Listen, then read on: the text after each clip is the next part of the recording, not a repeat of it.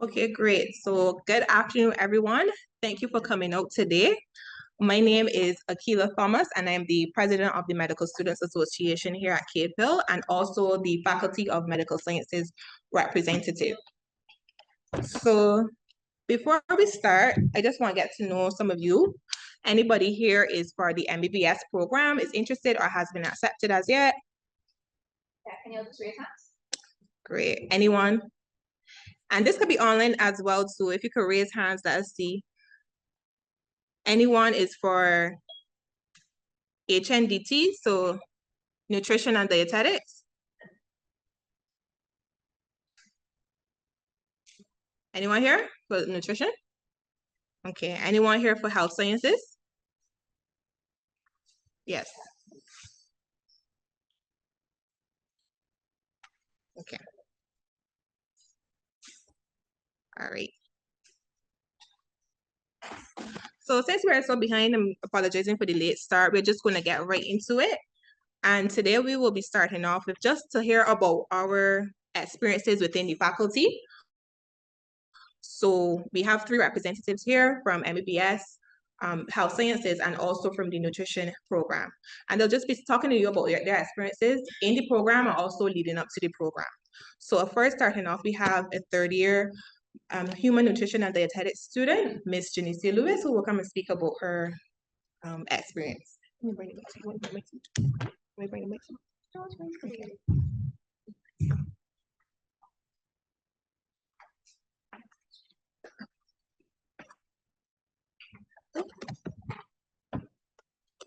Hello, good afternoon. Can y'all hear me?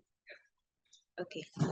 So my name is Janicia Lewis, and I'm like Akila said, I am a 3rd-year human nutrition and dietetics student.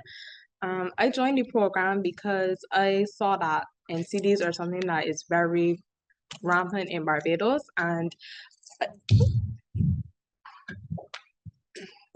I've seen it all around me, whether it be neighbors or family members that have suffered with these illnesses. I also realized that these illnesses, most of them can be prevented by lifestyle and dietary choices. So that's what led me to decide that I wanted to be a dietitian.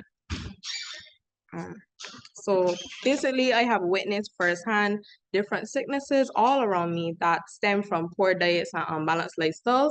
I've seen people I know pass away. I've seen people I know turn around their lives and reverse these diseases as much as possible by changing their lifestyle. The journey that I have been on thus far was kind of, to me, set up by God to show me that my career is meant to help and serve my community by advising and inspiring people all across this country and the world to eat healthy.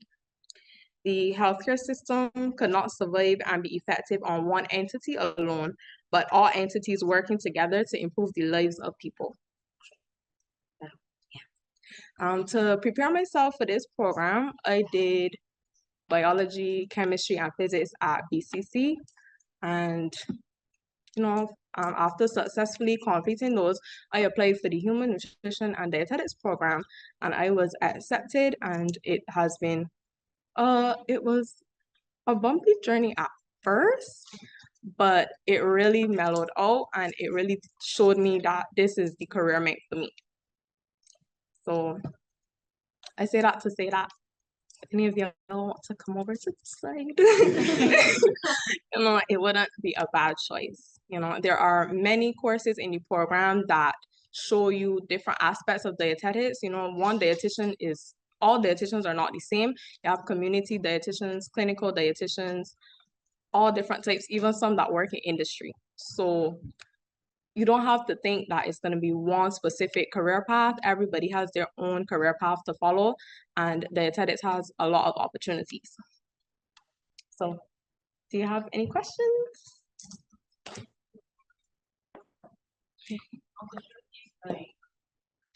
Okay, so you could work in industry, meaning that you could work for certain companies, like dietitians are like Pine Hill. They're more like food scientists. So they would help people to formulate safe and healthier options when they're formulating their products to make sure that the community is and the people that they're giving these products to have safe and healthy food to consume. There are also clinical dietitians. Those work in the hospital with like critically ill patients or even people in the hospital with diabetes or kidney disease. They also work with them. And community dietitians who would work in like polyclinics and also advise like outpatients or people who just want advice on nutrition. Okay. How many? There's so many. I named like the main three, but there are like a lot. So within the clinical setting, you would have dietitians who only deal with like eating disorders. You would also have dietitians who only deal with renal. You would also have dietitians who mostly are only deal with cancer patients. So it's honestly a wide range of dietitians. Any other questions? Yes, please. So you can use the mic or online.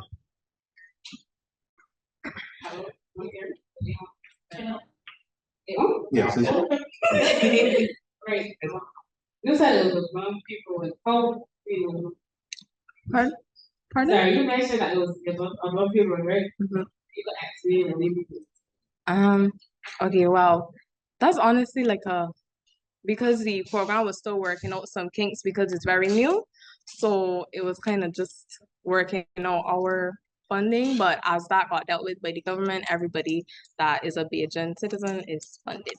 So that was mostly the kinks of it.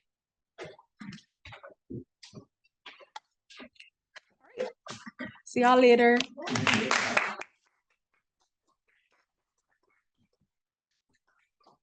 Thank you so much, Jamicia, for that.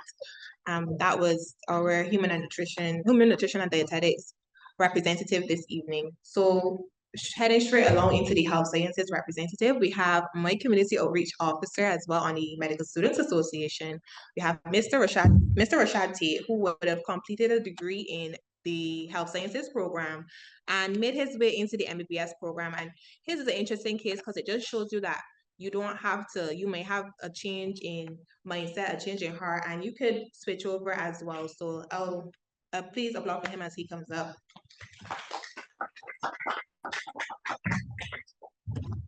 Good afternoon, everyone. So my name is Rashad. I'm a second year MBBS student, and my journey, always want to do medicine, I'll say that, but everyone's journey is different. For some of us, we think, man, I didn't get into med, so you feel away. But then for others, you use that to propel you into the direction that you really want to go in.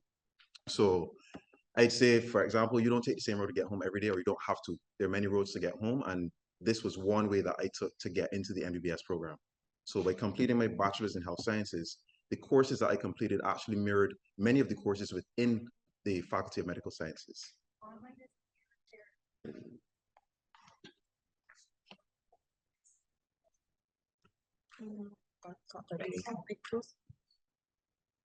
Is this any better?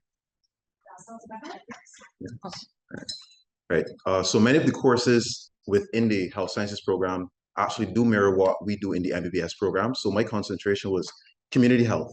So you have community health, environmental health, you have ethics, biomedicine and society, you have, there's a computer aspect as well. But I chose community health because it gave me the widest background to work with.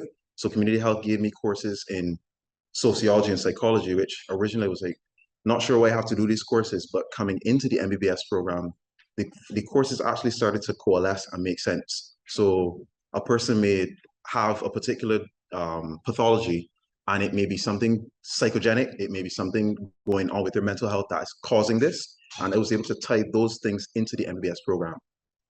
I also did a course which is very similar to pharmacology, and that course actually gave me a pretty steady foundation as it relates to pharmacology. So coming into the MBBS program, one of our courses, FDT, Fundamentals of Disease and Treatment, it mirrored that course as well. So it was not as bumpy a road as Janicia, but it was a pretty okay road. As I mentioned on Morning Barbados, it really isn't a Grey's Anatomy episode. Medical school is, it has its days, but having a strong support system, whether that be through friends or family, also having a way to de-stress, whether that be through dancing, swimming, etc. Find your way of dealing with the stress, because at the end of the day, we're also human beings. We all need that out. What I will say is that I don't regret my decision of having a first degree. By doing that, and this is not to deter any of you from going straight into the program, but what I will say is that by doing that, it actually created a foundation for me to understand how I study, to understand how the courses work, and to understand exactly what it is that I need to do to get to where I need to get to. So it provided a sense of maturity for me. And that's my story. Any questions, either online or from any persons in the audience? Yes, please.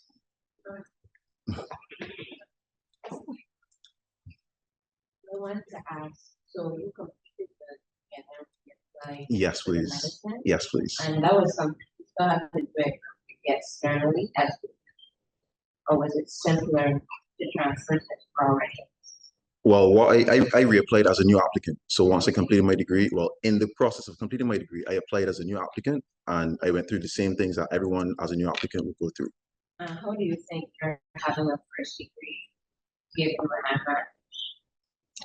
That's a really good question. To be honest with you, I think it kind of showed me, in terms of hard work, that I needed to work just as hard as people coming from CAVE and people coming from BCC. So that's one. So by keeping my GPA up, because my GPA needed to be 3.5 and above. So by keeping it up, that's one aspect. And then two, work-life balance, because during that time I was also working. Yeah, so yeah. So I did quite a bit of work to ensure I got my volunteer work in and everything. So yeah, so just as you did, I had to go through all the same hoops. All right. You're welcome.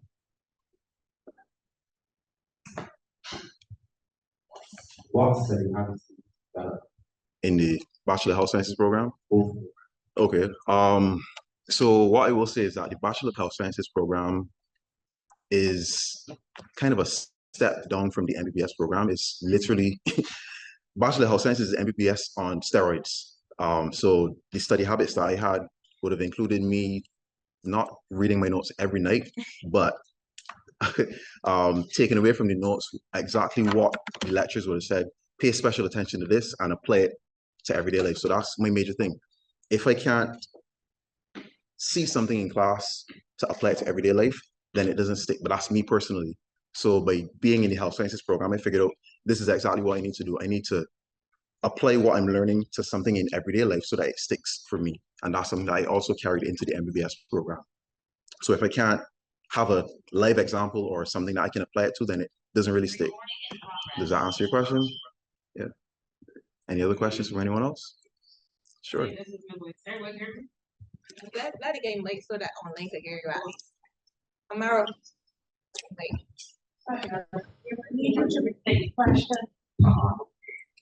Question from Mhm. Oh, Okay, So I just Wait, repeat it. okay. please. no problem. Great. How long was there for such during, what age did you start and how long it took? So the question is, how long was my journey? What age did I start? And what was the end of it? And how old I am now. So I will not tell you how old I am now. I will not tell you how old I am now. You can guess that. You can make a guess. That's okay, but you can make a guess. So the program was 3 years, and it took me 3 years while working full time and studying full time. So 3 years. Yeah. Hmm. Yes, please. Your friend looks like she has a question. You sure?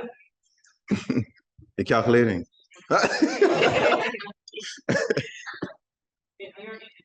or no? Yes, please. I'm in year 2. Yes, please. The line is serious. Any other questions? Any other questions related to the MBBS program or the Bachelor of Health Sciences program? Just to add, for the BHSC program itself, the beauty of BHSC, Bachelor of Health Sciences, that because your class is so small, you actually have not well, especially when it comes to your labs. So there's really very, very since that goes for BS as well. But for them, any of you who are interested in Bachelor of Sciences, If it might be with anatomy with Dr. Moore, physiology with Dr. Gupta, because your class is so small, it's smaller, you tend to have that intimate teaching and hands-on teaching. That's it. So just repeating for those online, Mrs. Hall, our senior lab tech, was basically telling the audience that the health sciences program, because of its small nature, you have a much more intimate relationship with your lecturers. Yes. No other questions? No, right now it seems scary. Thank you. Thank you so much, Rashad. So I will be talking on the MBBS program. So hello again, my name is Akila Thomas, and I am now a fourth-year medical student in the program. Yes, so I successfully completed my exams. So before I talk about the whole program, like Rashad, I want to speak about my experience coming up into the program. So I do have a degree before. Don't calculate my age, I'm still 21 years old. Yeah. Right. So I do have a degree before, but mine came from the Faculty of Science and Technology. So at 18 years old, I was applying for university and I was not sure what I wanted to do. And I knew I like the sciences. I knew that's where I would excel. And I was unsure about med because it seems so scary at first. Like this part of your life is a big jump. It seems scary. And I want you to know everyone has experienced this before. You are not alone and you can overcome this. This is a real scary point in your life, like 18, you're thinking, man, what do I have to do? And that's how I was feeling at the time. So I applied for biochemistry. I did not initially apply to medicine and I went into the program. And if anybody spent a year in SciTech, you would know that program is also very rigorous and it hits you like a bus. This MedSci is a bigger bus, but still a bus indeed, right? So I completed my degree in the 3 years as scheduled. And during that degree, I will say that I learned a lot of discipline. So I had to increase my discipline and how I approach school because in States Farm, I was, having a blast. That's what States Farm is for, right? And BCC. So that's what I was doing. But it taught me a new level of discipline. It taught me making sure that I get there on time. If you spend at any time in SciTech and you've done lab sessions, you have to get there on time. There's no lapsing, there's no playing around. It was very serious at that time. So I believe that primed me as well. But after my degree and that happened during COVID as well. So that played all into my decision. I was working as well. So I was working during school and also after my degree. And I was in jobs that I did not like. I was in jobs that I was like, okay, this is not for me. So I was saying, well, maybe I should try something. And I did apply to the med program and the deadline is January, but I was working all that time as well. And I have a group of friends and in medicine, they call us the biochem girls because all of us have a degree before. And all of us did apply for medicine before at that same time. We didn't even know each other's plan. That was just how it happened. And all of us applied for medicine. And as the months went on, I sent in my application and thinking, man, everything's going to be cool. And in the group chat, everybody's like, okay, I got my acceptance, and I didn't get mine. So I was, just waiting all the time. That was about in June, they would have gotten their acceptances, and I was like, okay, man, I lowered down the alphabet. That's gonna come soon, don't worry about it, don't worry about it. I working as well, just living life, breathing air, and I so I was like, okay, well, now we have to come up with a plan B because I was adamant my plan A was going to work, but it didn't seem like it was working. So I was like, okay, well, I have to do something now. And at the time, I did have an opportunity to go overseas and start my master's. So I wanted to study immunology and microbiology at the time. And I was through the process of application and actually going overseas because I was like, well, med down here is not going to work. I don't have another year in my mind. That's what I was thinking. But just to show you the limits of sometimes your mindset, because you do have time at this point. But I was saying, but I don't have any time running out for me. I have to do something. So I was in the process of applying overseas and looking at places overseas to settle down. So that was my path at first. And August came. Okay. August, so can you guys hear me now? Okay, so August came, I still didn't hear back from UV, and this was my only choice. I was like, okay, what am I gonna do? Late August came, so my birthday passed, and it was like, okay, well, I'm not hearing from UV. What am I going to do? And I was like, I continue with my plan of migrating. That was the plan I had. And September came, everybody's getting ready for school. Right. Everyone, so September came, everyone is preparing for school. I see everybody buying their school supplies and they just hear like, okay, at this time I'm still working. And life is that first week came and everybody was posting up their pictures, and I feel like that was a realization for me, like, okay, this is not going to happen for me. And second week came, my acceptance still didn't come. And I was getting ready for work one day and I was having a conversation with my mom at the time and just telling her about the process, like that's just how it was happening. I was just telling her, well, this is the plan that I'm going to do because I don't like the work I'm in. I'm not finding the job that I would like to down here. So it made sense to go overseas. And as I was getting ready to go to work at that time, it was afternoon, I got a call from this number. I wasn't going to answer it. And I did answer it and it was like, hi, Akila Thomas, you were being accepted to the program and you have to come and pay now. And I was like, what? And they were like, yeah, you have to come and pay now. I said, okay, all right, just ask for the more information, and that's how it happened. And I went into work, and it was so shaken up in the fact that I did not plan for it. I put it on my mind basically that, well, this is not going to happen for me, and I had plan B in motion. So I was at work, and I told my supervisor, well, I gotta go. Not in those terms exactly. Obviously, I had to go through the proper channels, but they told me, yes, you have to get down here by 4 o'clock and make sure that you get everything in by today. So you could imagine that I was running about like a headless chicken that day. But that was how my entry into the program came in. So I did come in the second week, so I was late. So what everybody had their intro and oh my gosh, I'm a med, and they had their intro classes and did all the histology, the prep and everything. I was just pushed into it. So my mind wasn't exactly prepared for medical school. So my first time coming in, I was like, well, it's medical school. This is serious. I have to get serious. So me now thinking the best way to go about it is I can just get every book that I see, every book that the seniors recommend. I'm just gonna read everything. That's what I can just do and just study. That didn't work, duh. So I had a bit of a crash in like the first 5 weeks of medical school because I was trying so hard to like catch up in a sense, and feel like, okay, well, I belong here, that I didn't come with a proper plan to enter medical school.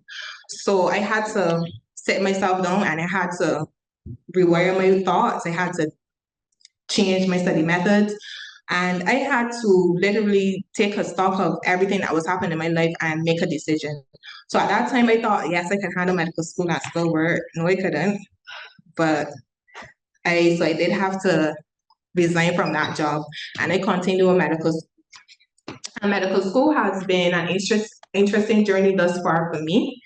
I will say that during this program, I have come across some really amazing mentors. Mrs. Hall is here in the audience, but every time I have a talk like this, I always have to mention our amazing lab techs. When you enter the program, you will see that they are the backbone of these 3 programs. You could come in, Mrs. Hall give you such a warm welcome, and that is what she did for me at the time too. Coming in late and I felt like, well, I'm behind. So I want to say that during my program, I felt I felt comforted by faculty. There, as Ms. Hall was saying, MBBS is a bigger program, so you'll have about 60 something students in your class, not as small as health sciences or nutrition. So it is the biggest program in this faculty, but you are broken down into groups. You do get that time in the lab, and all of the lab tests are very hands-on. You have advising sessions. So in my advising sessions, I would have spoken to my advisor about how I was feeling about certain things, and he would have been able to give me guidance. My advisor is Dr. Majumdar, who's the Director of Medical Education here. And that's how my medical school journey would have went. I think I'm doing well thus far for MBBS, and I look forward to my fourth year. I don't know if you guys want to hear about my clinical experience. Okay, jump scare. So yes, I will talk about it, and I don't want you guys to feel afraid, but so this last October I would have entered the clinical setting. I was a third year, and you know what they say is a big push. It is a big push. It is a big push that you will have. So you're spending your first 2 years behind an iPad, sleeping in the lecture room. I did, and you have that set schedule. Usually here classes begin at 8 o'clock, and you have a break at 12 for lunch. Come back at 1 o'clock for class. That's how it goes every day. And you're accustomed to that schedule. You're so comfortable in that schedule. But boy, did clinicals jump me. So when I first entered my junior clerkships, I did start on internal medicine. And if you know anything about internal medicine, the ward rounds are long. Not just an hour, 2 hours, sometimes it could take a whole day. You sign up on your feet over sick patients. And I will say that on that, I love the internal medicine, by the way, but on that rotation, I did see how Barbados is plagued by NCDs. I know we hear, oh, the diabetes, the hypertension, we hear that all the time, but we have to really take stock. In the region as well, it's not only Barbados, but obviously it plagues Barbados as we hear about this, but we see a lot of very ill patients. And as Janicia was saying, that are affected by lifestyle. So we see patients that have these conditions because they don't know how to eat. And that's why Janicia's program is also important as well, teaching them how to treat themselves, what is the proper lifestyle. Because there's so many misconceptions about NCDs. Like, for example, I was talking to this patient one time, and they think because the food isn't salty, that it doesn't have a salt. Or they have misconceptions like that, or, and that seems funny, but that is how people think. I had persons saying, well, after I eat this, I drink a lot of water, and I eat my greens afterwards, and that's what they believe helps. But having to see people through those hard times, like I saw persons being told, well, this is terminal, or you're going to lose a limb. That was how that's how it went for me. It was more so persons with end-stage kidney disease, persons that had heart attacks. And then I went on to pediatrics. Pediatrics was a fun clerkship in a sense.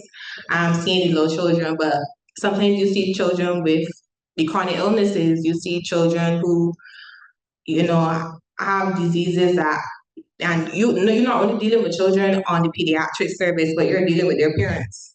I realize that pediatrics is a lot about the parents as well, because you have a sick child, and obviously their mother or father is going to be frantic at the bedside. So dealing with that as well. And on surgery, that's where surgery was fun, really, really fun. But surgery, I saw a lot of people lose their limbs. And I saw like real life complications of the NCDs that we are plagued by. And I think that was a rotation that I I did shed a few tears. I know everybody just comes in like, whoa, like, oh my gosh, I'm gonna be in here, but that's actually real life. And I felt like that was a rotation where I was like very emotional. I remember being in clinic and having to tell a woman, well, this is where it ends here because her breast cancer has spread. So although there's this highlights of this program, you have to realize what you're getting yourself into. I know it seems like, I know you watch Grey's Anatomy and the resident and say, yeah, boy, you can put on this stethoscope, you can wear this lab coat, you can take pictures, post it on the gram, and yes, that's can shake up the timeline, but it's more than that. It's more than that. And it is more than just, oh my gosh, I'm going to learn anatomy, I'm going to learn physiology. You have to learn how to deal with patients and how to speak to patients.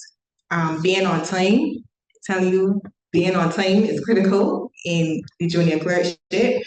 How to work with colleagues. Yes, please, you have a question? No problem. Yes, please. So I entered the hospital October last year.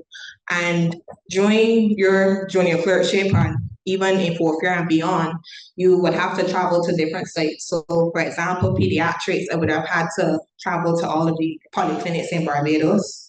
You would also have to go to CDC, which is the Child Development Center, where there are first children with special needs.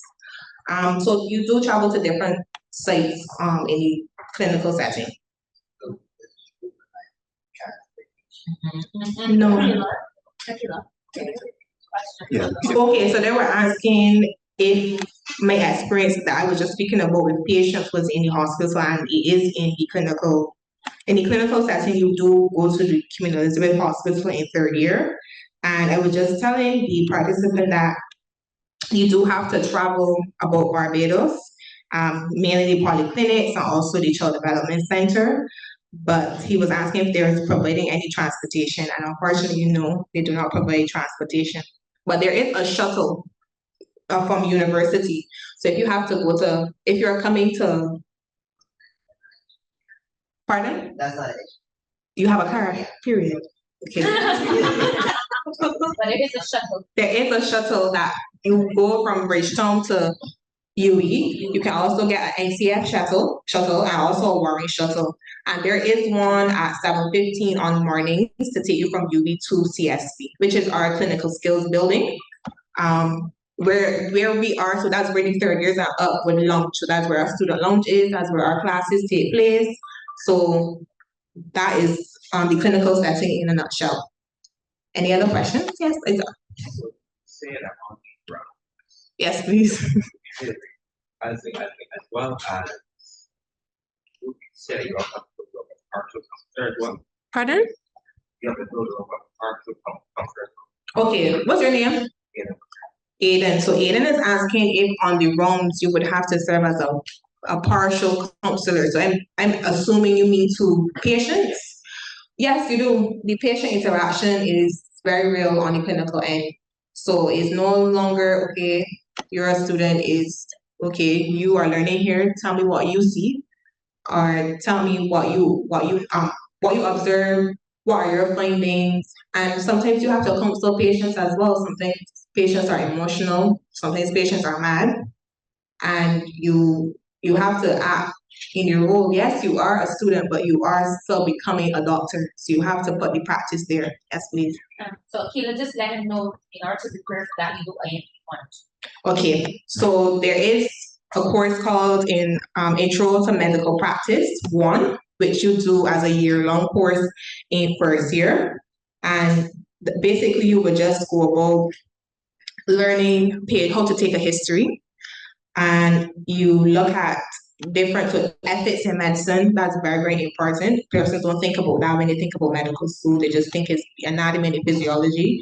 You also have cases. So there's case-based sessions where the cases would be a broken arm. You have diabetes cases, which is easy for first year and that you could understand. And then you work as a class, as a small group, to go through the case and what would your observations be? What would your management be like? And you also do IMP2, which is a bit more advanced, and you go through the actual physiology and pathophysiology of certain illnesses, and you do examinations. So there's the cardiovascular examination, the respiratory examination, different examinations you have to go through. You have to understand the basis behind them. So that is what prepares you for the counseling in a sense. Yes, please. I was really that start here. Yes, please. So, doctor classes here in Okay, so the question is asking if while I'm in third year, do we have classes on the UE campus site? Okay, so well, most of the classes, so after in third year, your classroom is no longer in a lecture theater. It's on the wards, it's in the clinics, it's in the operating theaters. So that's your main classroom. But we still have classes that take place at the clinical skills building, which is next to the QEH. So next time you pass the QEH, you could just look and see that's our building. But we still may have a class or two up here. It's not very common, but we can come back up here to Mrs. Hall has the lab open most days, and we can come back up here to practice skills. And we do have a tour, and we will be showing you some of the models that will be available to you as well. But not many classes up here after you transition into the clinical space.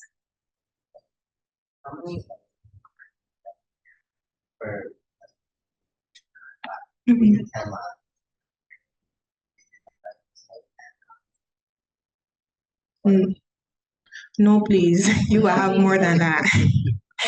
So get ready. Oh, so you are in SciTech right now? No, you will have more than that. You will have, and sometimes, so based on the courses, so it's based on a semester. So for example, in SciTech, you would be able to choose some courses, what you do each semester.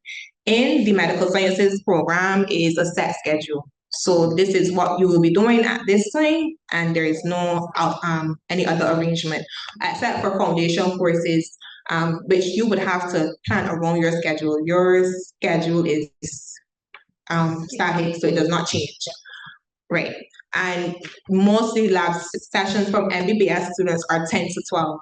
So they're split into two groups, groups A and groups B. And groups A will probably have a lab Monday 10 to 12, and then group B would have a lab Tuesday 10 to 12 on the same topic. So say, for example, you're doing histology, group A will have their histology class 10 to 12, well, group B will have it the next day 10 to 12. And you know, in that session, group B could study in that would be their studies session, and vice versa. It has online questions. What study method works best for you? That is very important. I will say you have to play around with these study methods to adjust for yourself. What I do, I read textbooks. I know everybody doesn't like textbooks. Yeah, boring.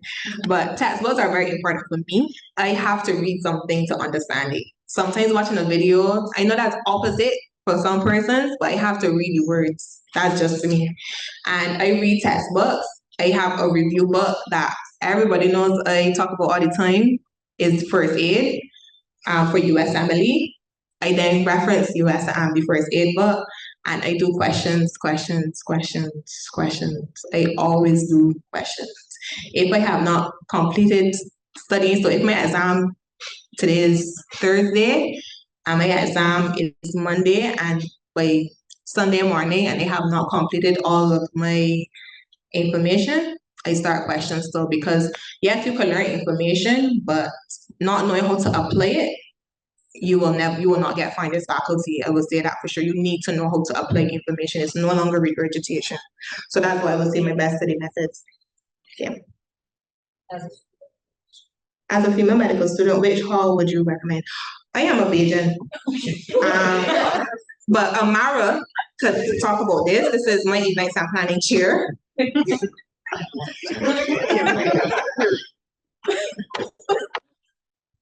Hi. So as she said, I'm Amara. I'm from Trinidad, and I currently live on Keith Hunt Hall. There are 3 halls of residence. So there is Sir Philip Sherlock, there is Sir Frank Worrell, and there is Sir Keith Hunt Hall. Each of the halls comes with their own advantages and disadvantages, I would say. But the ones that I can give you really quickly are that so Sherlock and Frank, those halls are on the campus itself. They are 2 minutes walk away from our faculty, if so much. And they provide very easy access to and from well, you're on campus, so you have access to all of campus's amenities. So Keith Hunt Hall it lies at the bottom of the hill, so it's about a 5 to 10 minute walk, depending on how athletic you are. I'm not very athletic. It's true. But regardless of the hall, and Sir Keith Hunt comes with, well, you can apply to have air-conditioned rooms. They're still the size of a shoebox, but they come with AC. Sherlock and Frank do not have those advantages. However, because Frank is at the top of the hill, it is actually quite breezy on most afternoons and, well, in the night. I'm a bit biased, but we have in our faculty students from all 3 halls, and aside from the occasional bit of noise that campus activities bring around holiday seasons, so like UEval, I would say that the halls of residence are a good option, and I haven't found, any issues on my end that prevent me from studying, or well, so, going about normal medical school life. I hope that answers the question.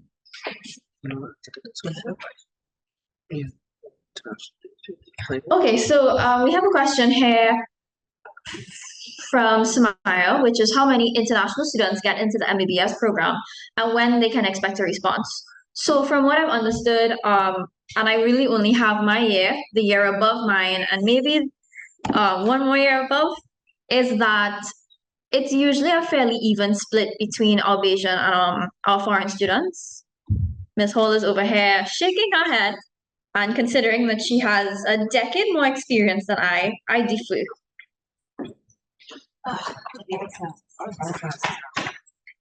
Yeah, our class is half an hour.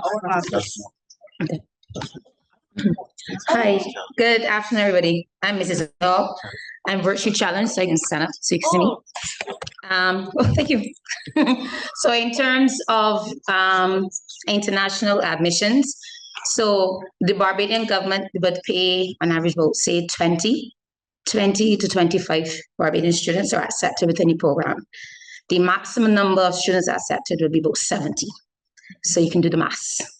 Okay, the rest of that is then made up of our regional students, international students. We actually have students from Brazil and stuff like that. Yes, so, and we have a contingent from Trinidad. We have those from Bahamas, which sometimes take up, say, about 12 to about 15 students. We have St. Vincent and the Grenadines, St. Lucia. So that would be for the MBBS program. If you're looking at nutrition in itself, the government funds for Barbadian students for the nutrition program. Bachelor of Health Sciences, that one I'm not a little bit too sure about, but the government does go about funding a certain number of students every year.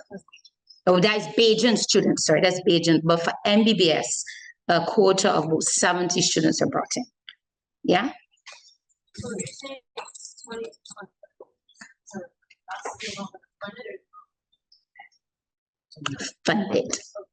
Funded, not let in. Let me be very clear. Funded, government funded. But yes, if you were able to pay for the program, yes, you can be admitted. Let me just clarify that. Okay? You can pay for yourself to come for the program. A lot of the students who may come from regional or international, actually, some are self-funded. If they can, if that's possible. That goes for BHSC and that goes for nutrition as well. Okay? Yes?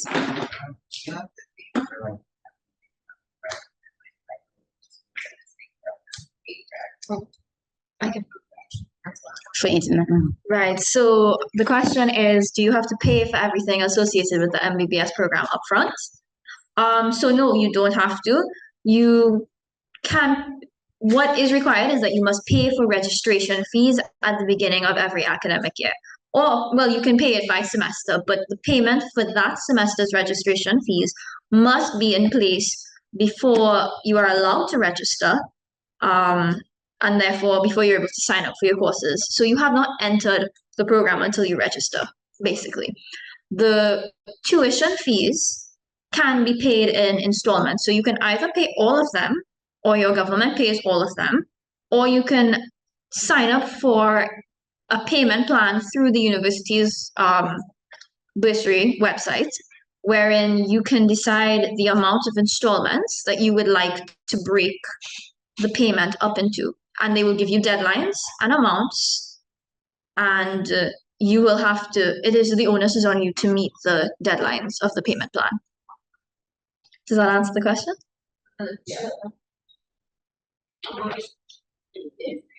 If you get accepted to fund it part-time, are there any other options that Yes. Yeah, Yes, you can defer. You can defer the acceptance for a year.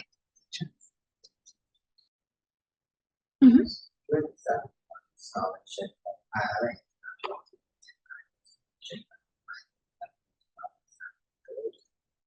Okay, so the question is if international scholarships are accepted. So this is a question that I'm not sure of the particulars of your scholarship and your relationship with your university to the University of the West Indies, or your government to the.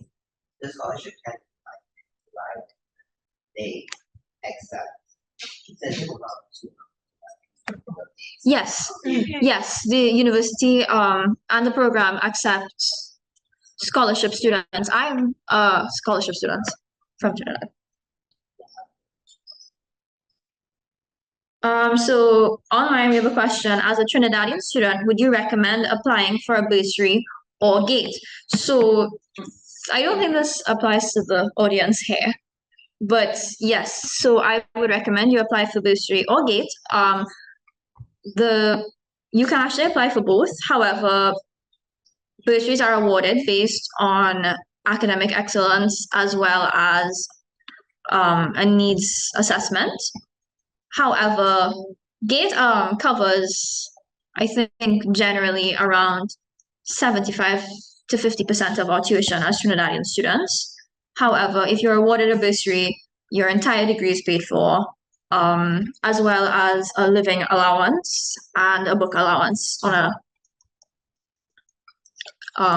a quarterly basis. Mariah asks, if I did K Bio and Chemistry, both units, and all 3 sciences at CSEC, but I'm currently enrolled doing biology and physiology and psychology, am I still eligible to do the medical program despite not doing any chemistry courses this year? Again, I am not from admissions. I do not have, none of us are from admissions. We do not have a say on what or what is not accepted by the university. I will say, however, that they do post their guidelines on the website for each of the courses offered by the university. I also had biology and chemistry. When I applied, I did not have physics, and I am standing here as a second-year med student. So, Okay, just to answer that question, make sure I hope I'm pronounced it. Mariah Chandler.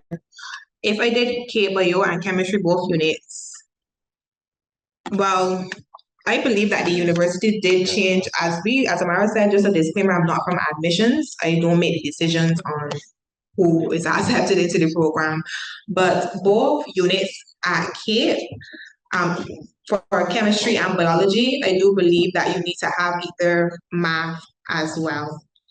But you would have to do the physics at CSEC, because for me, I did biology, chemistry, and sociology at Cape, but I did physics otherwise.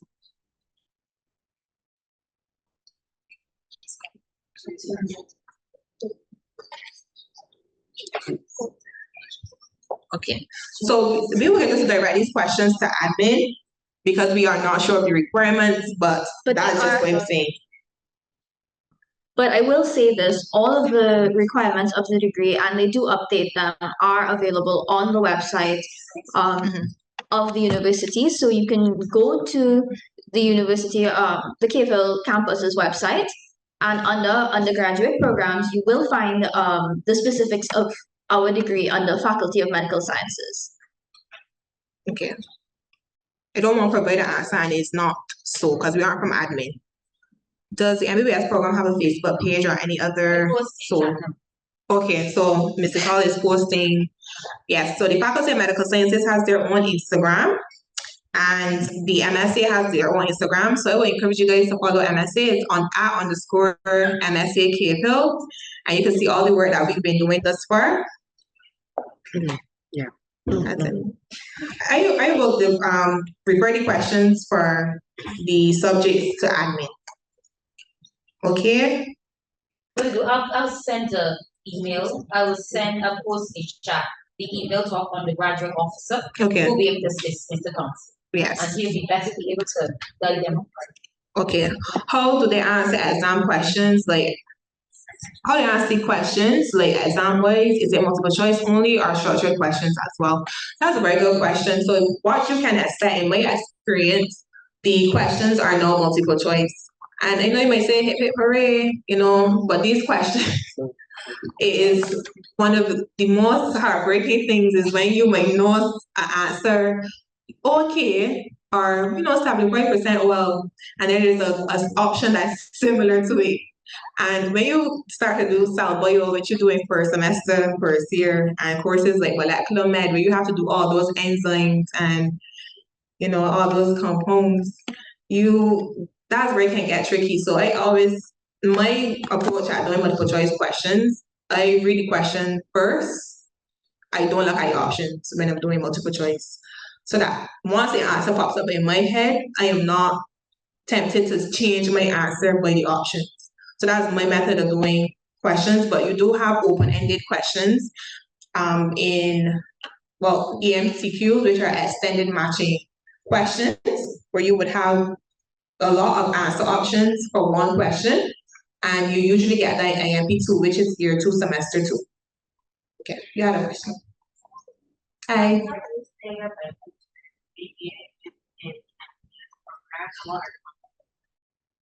Okay, so biochemistry, truly, I grew up in that degree. So while I was a bit immature at the start of my biochemistry degree, by the end of my biochemistry degree, I was more aware of the work that it took to complete a degree at university level.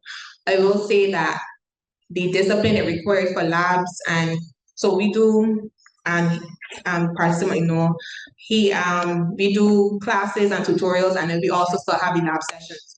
So a lab session could have taken anywhere from 2 hours to 4 hours, sometimes even 6 hours. And you have to manage your time as well. So that taught me time management. I know you guys thinking it's only about how to understand the information, but it's truly all time management, discipline, creating good study habits and routines is what really makes you excel in this program. So I would say using those soft skills helped me to excel in this program. But the content similarities, if I was, person asks me this all the time, I always say biochemistry was harder. This is just a heavier workload. Biochemistry was very hard to comprehend sometimes, but this is just a heavier workload. And the only content similarity, you have to know your enzymes, you have to understand enzymes and molecular structure, because it still plays an important part when you progress. Even in clinical settings, I'm still asked questions that I'm like, okay, well, this is a biochem question, etc. So, but the only thing for right now in first year and second year, I would say is the core cell biology, definitely cell biology, and also molecular medicine, which you're doing second semester. So you had a question. I want to ask, regarding exam, how lenient, if we can use that word, is the process for doing, say, makeups or, yes. Or, Okay. yeah. Okay, so you are at BCC or State Farm? Doing a gap year, Okay, fine. You attended where before? Queen's Park. Okay, Queen's College.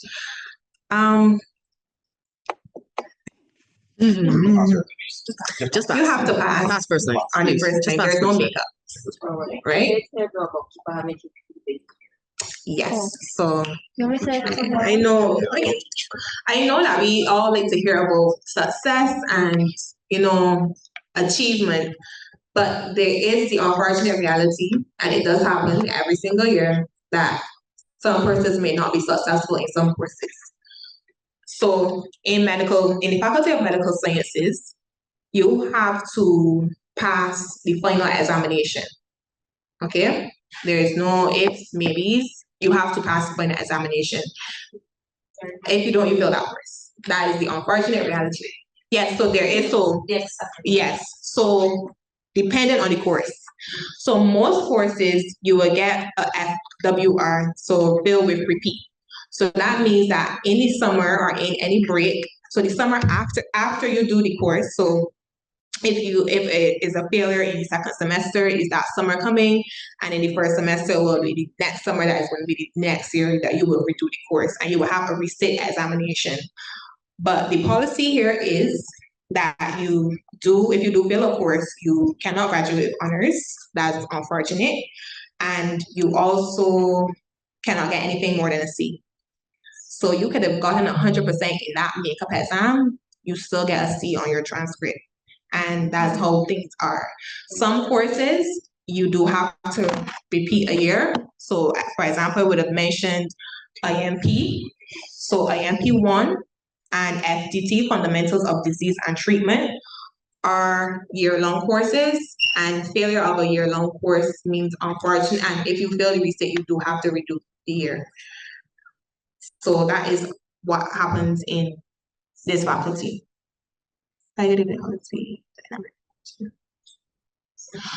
that's a very good question. Hi, good evening. How is the dynamic amongst the students in MBBS and also with the lecturers? Would you say it's collaborative, competitive, or both? You will have I will say CAPE has very, some of the best lecturers and technical staff. So you have Mrs. Hall here, you're always going to see a Mrs. Hall, and you will see the other lab techs as well. You have some amazing lecturers that come from all over, and they truly do push you to become the best that you can be, because it's no longer regurgitation and okay, well, getting A's all the time. You're thinking, oh my gosh, I'm gonna get A's. I'm an A student at CAPE and BCC. Gotta change that mindset from now. It humbled me when I got my first C at school, but that's the reality of things. And the lecturers are very hands-on. We have academic advising sessions, which is scheduled into your timetable, so you don't have to worry about booking it or trying to catch your lecturer in their time. That is a scheduled session in the timetable, and you can speak to the lecturers. And you're asking about competition. That is determined on you and your classmates. Are you going to make it competitive, or are you guys going to work together? And I would choose the latter, because you can't do this degree alone. Just before the rest of the questions, I can just check. Yes, please. With regard this for online, the person with the talking about the failures are great. In terms of the part where you mentioned about not being able to pass the course or whatever, remember, life, your road is never straight. Your road has to have bumps. Your road has to have curves. That is what makes you and define who you are. So every failure is a point for a good comeback and a setback, and a good comeback, and to come back even greater. So some students jump over here. I've been here for 17 years from the time we started. And every student who was unfortunately being successful at one point or another have realized when they sat down and say, you know what? I understand why I have this setback. It's for how you decide to take it. You can either lay down on the grass and keep enough noise, or you rise up like a phoenix and do even better. You understand where I'm coming from? So even if you may have a setback on this journey, it does not determine your overall outcome. Our very best physicians, our very best dietitians, those within BHSC, are not ones that their road was straight. Everybody had a setback. Akila told you about her 2-week setback. And coming into this program at week 2 can be surmountable for any person. But she chose to surpass that, and she is where she is today. Rashad could tell you about his journey in Bachelor of Health Sciences. So is Janicia. But it's how you choose to go from that. I really just want to give that little piece. And as she rightfully said, in terms of being A's and B's, your A's and B's don't define who you are. Our best doctors are not A's and B's doctors. Okay? But it does matter holistically in the medical program. You're judged not only on your grade, but you're also judged on your overall everything, the 5 pillars, which is bedside manner, teamwork, your academia. But when you go down there, all you're up on the same page. That goes for dietitian and that goes for BHSC. You determine your own path. So if you come in here thinking I'm a student at BCC or at Queen's College or at secondary school, please, as Akila said, I would say cease and desist that. Try to come in here with the mindset that I'm starting a new path. You're not going to be regurgitators. You're going to be ones who can apply the information as be presented to you. Okay, hope that kind of helps you. Okay. Thank you, Ms. Paul. Yes. No, I don't. Is there anybody here who hasn't done a first degree for entering? Because I wanted to hear about this. Because I think it's probably starting to Okay, that's a good question. Sam, or anyone? Hello. So I'm Azana. I'm Sam. Right. So we're on MSA, obviously. Oh, yeah. Sorry. The question was, if you're coming straight out of Cape, because y'all have heard about people with first degrees, but Sam and I came straight from secondary school. So we'll just talk about that. Well, I'll talk about my experience and then she can talk about hers. I was 18. I finished biochem physics at Cape. I didn't know what I wanted to do. I looked at all the degrees that were offered in FST because obviously if I do biology, chemistry, and physics, you think we belong in Faculty of Science and Technology. And none of them just seemed to be something I wanted to do. Biochemistry just seemed too far out. Sorry. That's just my personal opinion. And then I didn't want to do MBBS because I was like, that's so hard. Why would I want to spend 5 years when other people have 3-year degrees, 4-year degrees?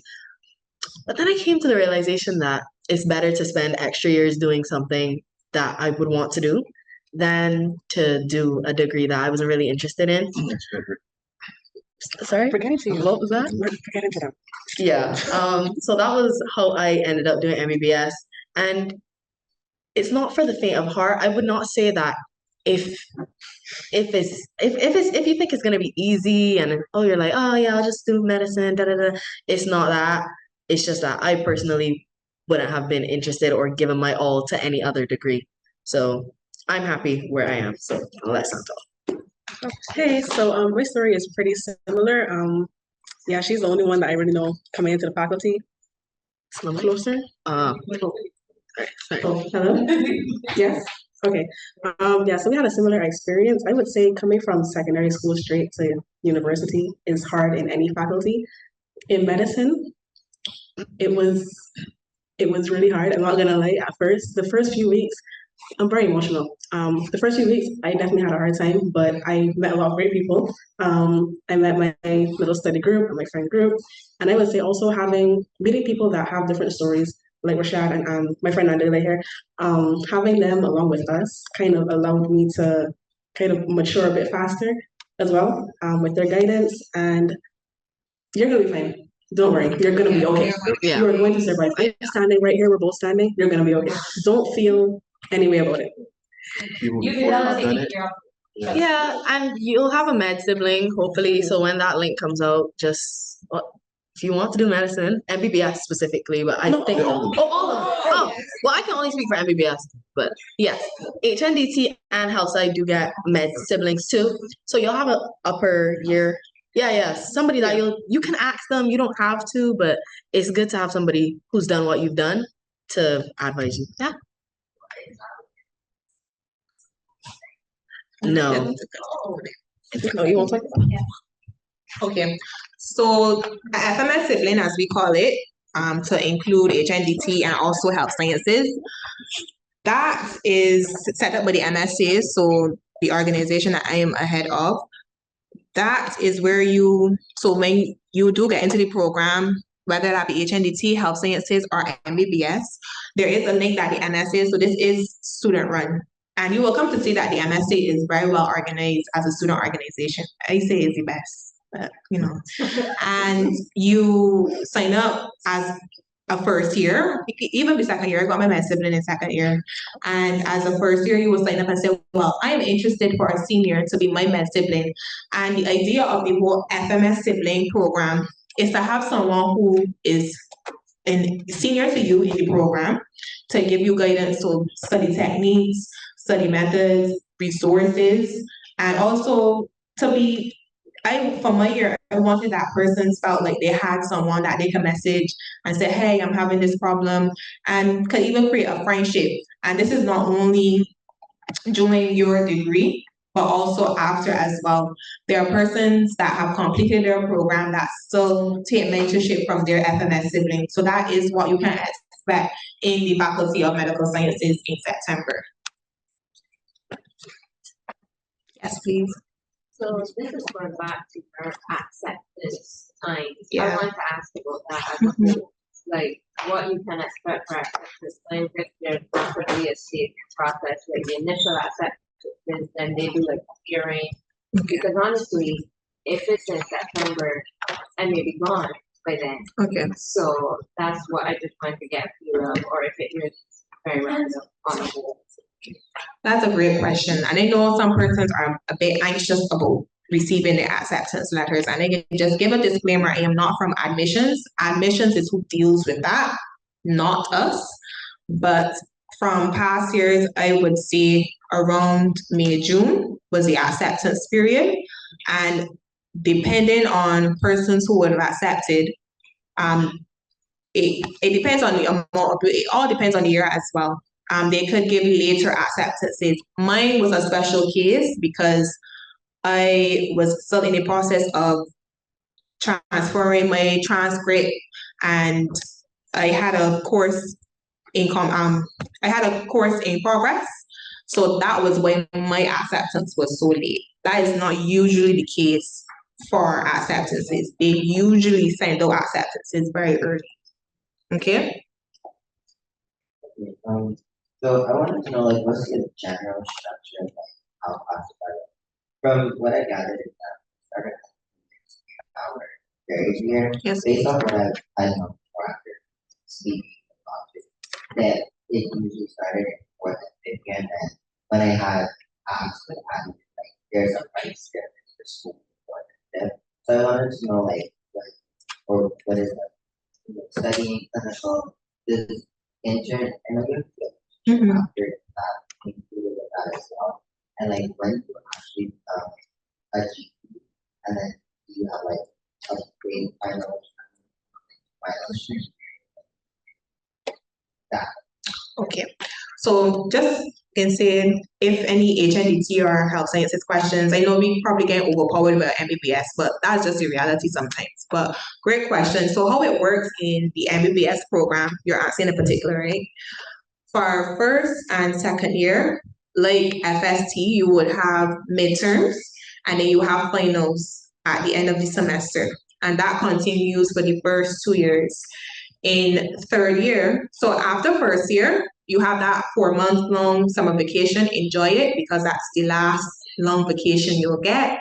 The second years now, which are the incoming third years, would know that we no longer have a summer break. We continue school all throughout the year in the MBS program. I know, so we would have like a 2-week break, but there's no longer that long summer break anymore. You have a pause, right? After we finish our cover, our second. Yes. Yeah. Yes, so just giving you that disclaimer now. And you, in the summer, the courses that you're usually doing are hematology, clinical hematology and nutrition. And you have an exam there. You then do another semester and then you do your final exam as normal. And you go into clinicals. Now, clinicals has changed in my year as I have mentioned. I'm the first year to have done the combined examination. So basically what we do, you have 3 rotations in junior clerkship. That's internal medicine, pediatrics or child health as they would call it, and also surgery. And the class, so the group of 60 or how many ever students are in that year, are broken down into 3 groups, and they will start, one group starts peds, one group starts IM, and one group starts surgery. And you rotate till you finish all the examinations. And then at the end of the year, there is a big combined examination where you do OSCEs. So I probably have heard about this before. This is basically when if there is a made up scenario, clinical scenario. So for example, they would tell you, this patient has been experiencing some chest pain, take a history from that person. And you have to go in there that you're actually speaking to an actual patient and take a history while someone's in the corner just watching and observing you and grading you. It might tell you to perform the cardiovascular examination. And as you progress, you will figure that out as you go. But there are certain steps in each examination for each organ system that you have to know, and they would ask you to perform it. So that's what an OSCE is. You might have to throw a stitch, so you might have to suture. You might also have to put in an nasal gastric tube. Those are the kind of things that you are tested on. But during your rotations, you have a coursework mark, and this could be based on the logbook. So you have a logbook, which is basically showing that you have attended sessions, because there is a mandatory 80% attendance for all of your courses. And it shows that you completed these skills. So that's basically how you're graded, but there's a final exam. For 4th year, you have, that's a specialties year, where you would do like obstetrics, anesthesiology, you would do orthopedic surgery, and you would have, those are usually 4-week blocks, but there are some that are 8 weeks. And at the end of that 4-week rotation, you would do an examination. And then at the end of 5th year, you do your final, what persons call the final MBBS examination. And that is combined as well, the same OSCEs, so clinical scenarios, you have written papers, and these are mostly multiple choice, but they might have open-ended questions. That's how you are graded. So there is a final MBBS program. Then you, after you do your MBBS program, you wait for the results to see if you are successful. Kid always has a very good pass rate, and you have, and in this process of preparing for MBBS, you have to make sure you're sending out your applications to the different countries. So persons in Barbados usually tend to stay here, but there is a limit on how many interns they can accept each year. So that's why it's important for you to apply to, for example, if you want to go to Jamaica and train for your internship, Trinidad, to also go, I believe, Bahamas, Cayman Islands. You have options that you can after you do the MBBS program, and that internship is a year that you must pass. And then you are, once you register, you are free to go into the world and spread your wings. That's how it works. Okay. Wait, hold a second, let me just answer the questions in the chat. Do they often accept transfer students? Miss Hall answered that. Oh, okay, all right. I answered the chat. Okay, all right. Okay, no problem. You have another question? Yeah, so like, well, I'm from Bahamas, right? So I want to, do they still live there in 4th and 5th year? And like, do they? Yes. back home? Yes. Yeah, you have to go back. Bahamians have to go back. The rest of your program is in Bahamas. Yes. Oh, The rest of your program. Yes. Right, so for Bahamas, you do your preclinical, like as Akila would mention, you do your preclinical years here with us. Once you pass your junior clerkship part, then you go back, you transition back home, and you continue your 4th and 5th years here. With pathology, etc. at home. So you spend 3 years here with us. Right. And adding on to what Ms. Hall is saying, which is that Bahamian students go back to the Bahamas for their 4th and 5th year, is that you understand that the 3rd year of our degree is done, well, the MBBS degree is done in hospital, right? However, we still consider that in the structure of the program as preclinical years. Yes. Yeah, so you are here as Bahamian students for your preclinical years, those 3 years, and then you return to the Bahamas for the additional 2 to finish the degree. To finish your degree. Yeah. Okay. I wanted to just touch on the med sibling thing quickly. I'm in human nutrition and dietetics, like I stated earlier, but I didn't have a formal med sibling, but there was a student in they would be in 4th year now. When I came in, I was in 1st year, so they would have been in 2nd year. So I kind of, found a liking to them and I just asked them questions and they would have been able to be like, oh yeah, we'll do this, or no, try doing this, and like give you different tips. So you don't always have to sign up. I guess signing up is the better way to go. But if you, find someone on campus that has done the program before, you can ask them questions, and I'm pretty sure that they will be open to answering the questions. And just don't be afraid to get out there and talk to people, because networking and talking and being able to interact with people will get you far, along with their academics, of course, but definitely being able to interact with people will definitely propel you. Thank you. That's very important. Yes, we have the official sign up form, but sometimes persons do tend to make connections with persons outside of their program. Yes. You have an exam the year. No, so you just complete internship and then you would sometimes persons apply to enter to become a senior house officer, which is after internship. And some persons are successful. Remember, there is like a capacity. The internship is not under the program, by the way. Yeah. No. Right. And there is a capacity of how many persons they can accept. Just in terms of the internship part, sorry. So in terms of internship, because you're from Bahamas, you'll be guided by your guidelines at home, right? So yes, as more where and there's really a supportive Bahamian community here within our MBBS program. They really do help you a lot. So if you want, you can agitate some more at home. For like, we got some that just went home, like Sharif Turnquest just went home, and we do Sharif is so they just went Nelson and stuff like that. Maybe coordinate with some of those Bahamian students at home, because their internship may be slightly different. For our local students and our regional students being Trinidad, etc., where it comes to internship here in Barbados, we always like to suggest to persons to apply for something called the CSME, or your certificate for single market economy. Thing that's what it stands for. Don't pyramid. Thank you. Right, your CSME certificate. Now, what that allows you to do is allow you to work in somebody else's country within the CSME for 6 months. And therefore, you don't put all of your eggs in one basket. That's something we never suggest. Okay? So as Akila would have reiterated, a small number of you are accepted, both regionally and local students, and also AUB students are accepted for internships here in Barbados. Okay? So rather than just waiting, you can apply, get your CSME certificate, and apply to other countries within the CSME, so that if one door closes, another door will open for you.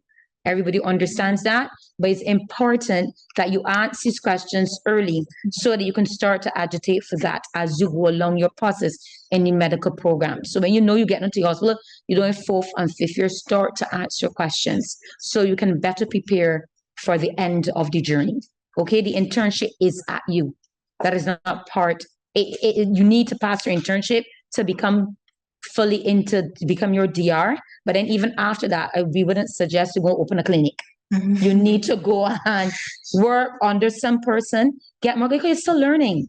You're very, very much still learning. So you need to be able to work under somebody for a couple of years, go outside and maybe look and see if I really want to do my MBBS. Do I want to be academic? Do I want to do research? Do I want to do it? Do I want to do it? Go into non-invasive cosmetic surgery? What do I want to do with my MBBS? Use the time after that to be able to do that. Everybody's cool, understands that. And for nutrition, which Anissa, I'll let her to please talk a little bit on. Their program, I'm side-eyeing her. Her program has a fantastic work attachment. Fantastic. Which is part of, she didn't get that part, but she would do that. Her system runs at y'all too, where she doesn't get a break at all. She doesn't get a summer because she's supposed to be working and going to different tours and working in the hospital for 6 months. She has a 6-week stint, then she has a 6-month stint, and she too dons her white coat and go to the polyclinic and tell people what to eat, etc., etc. So she forgot to tell you that exciting part of her program for the nutrition. So it better prepares her for be able to go there. And when they're finished, they are technical nutritionists, and then they have to register to be dietitians. Yes, and the program has been doing very, very good. Yes. Okay, thank you again. Okay, before I know we have a lot of questions, but we also want to make sure we're following the time. So before we move on, because I want you guys to tour the lab and actually see our models that we have. Sorry, and I just wanted to speak about coming into the program. I know that you guys are very focused on getting that grade 1, getting that grade 2, which is very, very important. But I also want you to reflect on your extracurricular activities. And a mandatory part of my application process, and I believe it's still in place for this year's round, is that you have to be engaged in extracurricular activities. And I know that a lot of persons wanting to enter Faculty of Medical Sciences would have volunteered, for example, in the Queen Elizabeth Hospital. That is still an option. I'm unsure of the application process, but we'll always find out and I can send you information. But I also want you to reflect on your extracurriculars at school. For example, there's like Interact, Rotaract, Red Cross. Are you involved in community service? How do you champion, like, for example, health advocacy? Because persons, when you do apply, they're not only looking at your grade 1 or grade 2, but they're also looking at how you are involved in community service. And I think asking a question sometimes is important. And in a clinic, for example, those are where persons would have gotten their volunteer experience. My volunteer experience came from working within the clinics around Barbados, and that would have aided me in boosting my portfolio when applying to medicine. So I just want you guys to look at that. Do you guys play sports? They want to see that you're more than an academic. They want to see that you're well-rounded, because if you are just focused on academia, you could lose your way. I don't want to speak on persons, but you could lose your way because then you are not able to manage everything. Yes. No problem.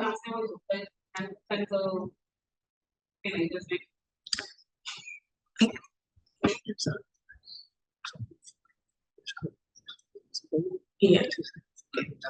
There is as Zana want me to mention, there is a extracurricular form that you have to fill out. But how I applied, I think I was doing volunteer work at first, and this way, I know persons like, I'm not doing volunteer work, I want to get paid, but I was doing volunteer work initially, and they would have seen that I work well, and I would have been introduced into a program. No, please, this was outside. This is even before I entered medical school. So this was with the Ministry of Health. Yes. Okay. So like, how I know like we as a word you could go into different semesters that like the different campuses. Does that still apply with that school? So different semesters, you said? Like, okay, if I wanted to do a semester, like any program, if I wanted to do a semester, can you still do that?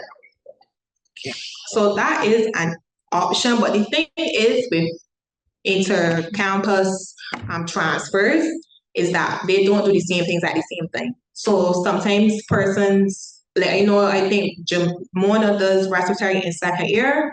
Well, we do respiratory in first year. So it is an issue in terms of when you want to transfer in between campuses, that might not be the best option because they may have done, their course is structured different. Although we're learning the same things, they might be doing something at different points in time. So it might not, when you're doing your transfer, it might not be as smooth.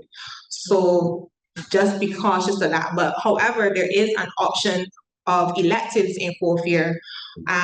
This is where you could go the University of Glasgow, you could go Mona, you could go St. Augustine. There are some partner universities with the Cape Hill campus that you can go and do your elective, but that is in fourth year. But for the preclinical years, I do think it is a challenge because of the differences in schedules. Like earlier in the semester, they had something about study abroad. I remember seeing something from med school and Okay. I just wanted to like, is that for like national or? I am not certain. That's something I will have to check and get back to you.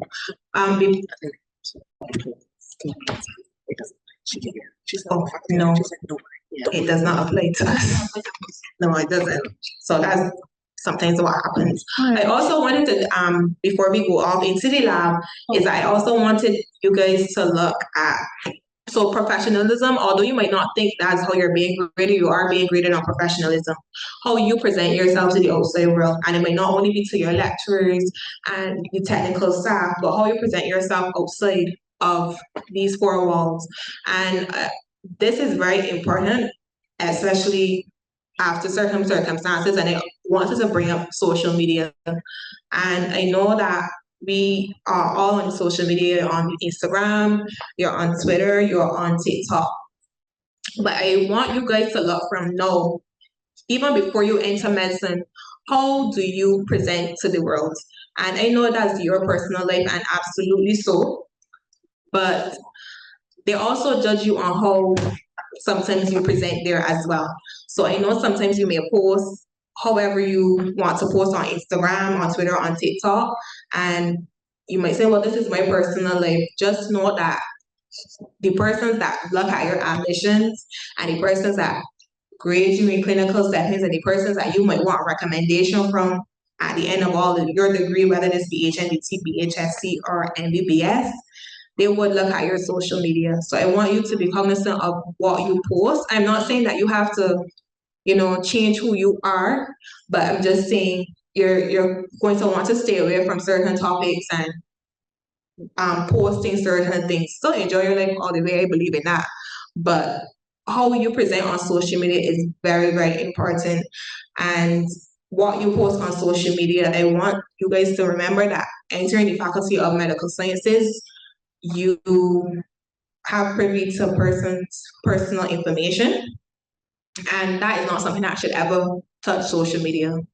I know sometimes we want to take pictures and we want to show everybody, look what we're doing. And it's okay to be proud of the journey that you are going through right now. But I just want to remind you of how you present on social media. So just take a look. When you leave here today, I want you to take a look at your social media and to say, well, is this something that that could get posted on this project, and say, yeah, I am 100% proud of what is shown here. And it could be shown to your dean, all your lecturers. Is that something you should be proud of?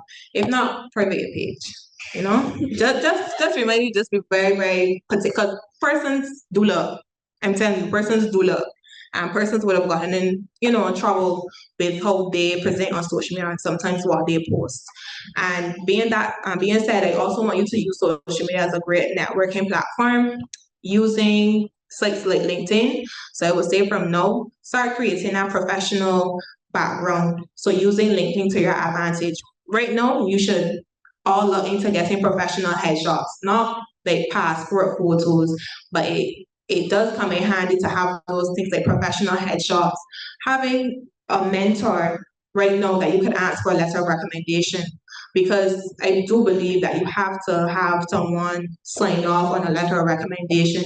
If not now, but at the end for sure. So you want to continue to network and create good relationships and show that you are dependable and you are trustworthy before you exit this program. So I want to make sure we keep on scheduled time. So if anybody has any remaining questions before we head into the lab, you could just ask. Yes, please. Mine, this is a bit of a special case. Yes, So I had this happen. Are there any protocols or procedures to the examination say if you break your wrist before Mhm. or have any cervical books that might prevent you from You broke your wrist? similar? Yes, okay. Well, the exam accommodations are facilitated through the Office of Student Services. So there are accommodations for persons who would have special cases, like, for example, persons with dyslexia do have accommodation, but that has to go through the Office of Student Services. And in cases where, like, for example, dyslexia, that has your assessment has to be current and it has to go through the OSSD so that they could inform faculty on how you're supposed to, what accommodations are to be made to you. For example, if you do have an accident, which is you don't have time to inform, you have to still make sure you go through them and also let faculty know. So there are accommodations. There's not going to, well, you broke your wrist, well, too bad for you. But, make sure you do things timely and through the correct channels. But yes, please. I know about things like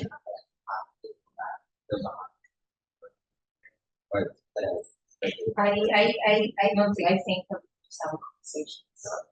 I think that is an agreement that they have to go back. I don't have like my scholarship. It's with. But I don't have to. Yes. Hi, Dr. Connell, yes, please. This is Dr. Kenneth Connell, our Deputy Dean of Recruitment and Outreach in the Faculty of Medical Sciences. Hi, Akila, can you hear me? Yes, I can. Okay, so first let me apologize on behalf of the faculty. We've just had a very important Dean's meeting, and that's the only reason I'm not there physically with you, because you know how I feel about Zoom. I am not a Gen Zer. For those of you who joined us on Zoom, however, who many of you are Gen Zers and possibly Gen Alphas as well, welcome to the Faculty of Medical Sciences. We're really excited for you to join us in this MSA-led presentation. Our Medical Student Associations is really the flagship of the faculty. We're extremely proud of our student leaders.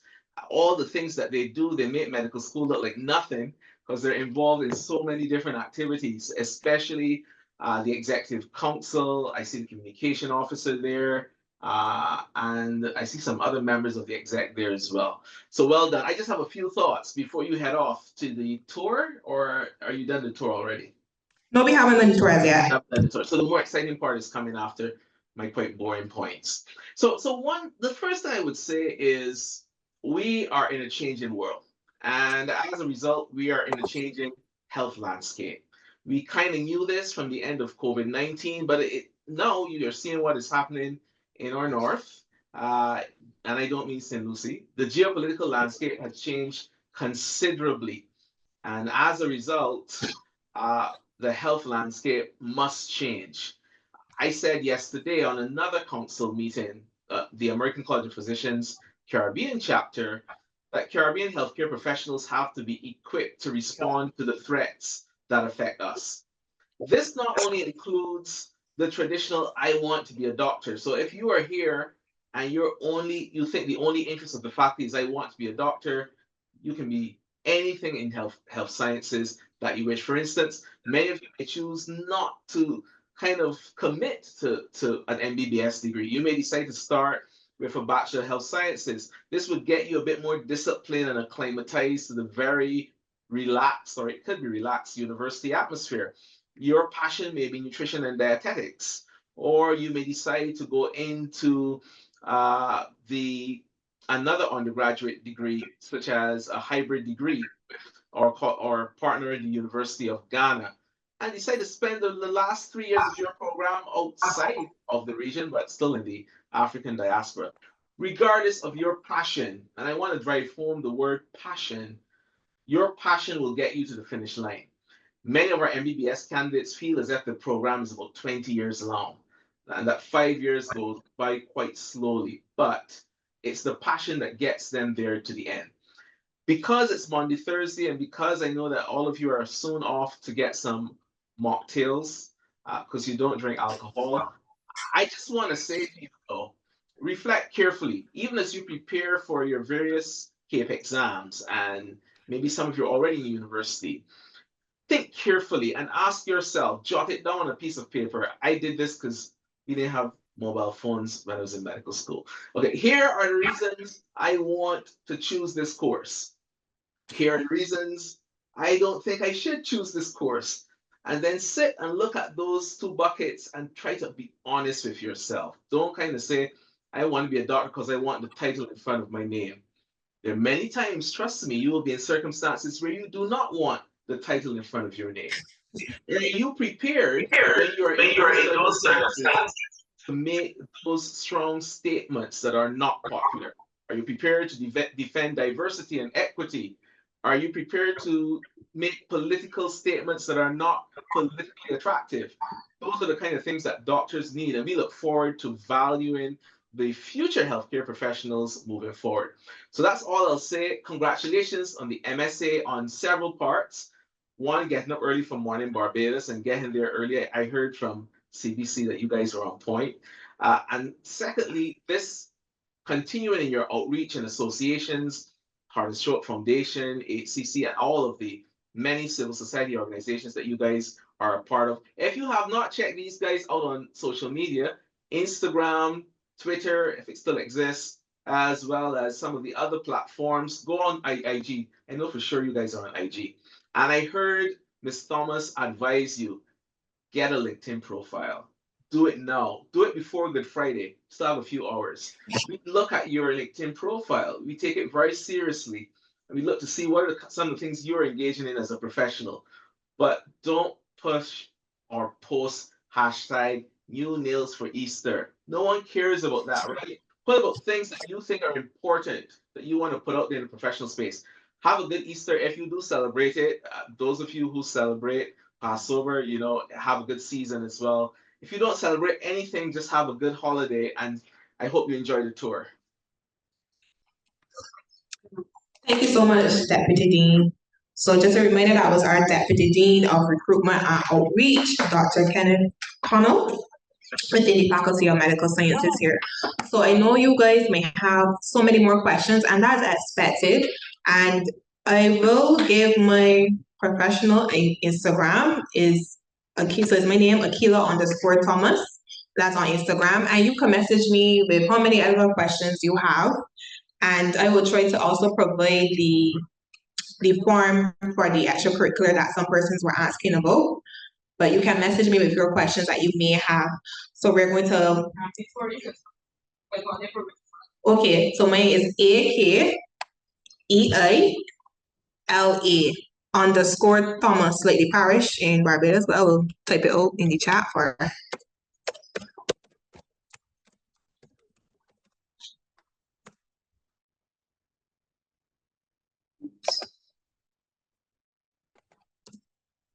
So that's my Instagram, and you can contact me with any more questions and any more advice. Sometimes they don't have to be like a direct question on what to do, but if you need advice, I'm here. So we'll thank you so much for listening to this part of the taster session, and we will now transition over into lab. Thank you.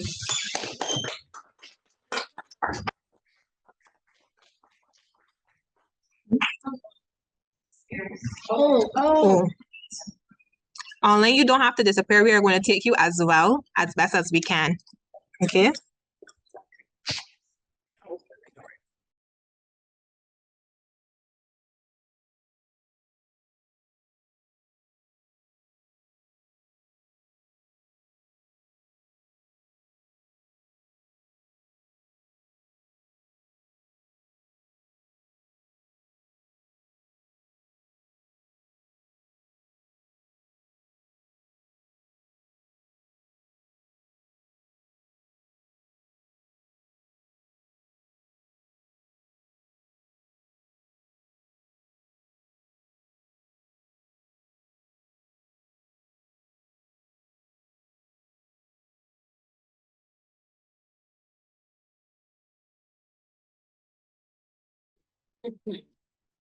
Hi, everyone. So, if you could just send your messages directly to this, name, Samantha Wallerson, or to everyone so that we can see it, and we'll take you to the lab with us.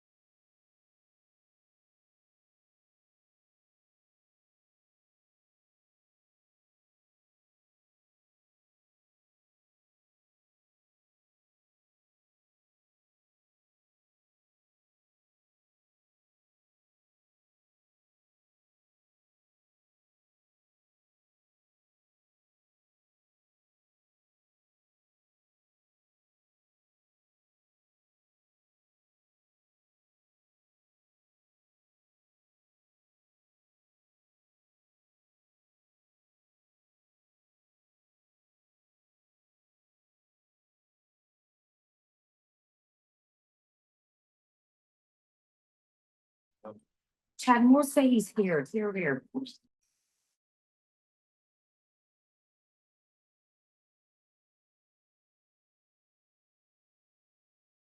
So, okay, guys. So, Okay, go. okay, guys. So I'm Azana. I'm the MSA Publications Officer, and I'll be taking the online group on our tour. So right now we're looking at the kitchenette.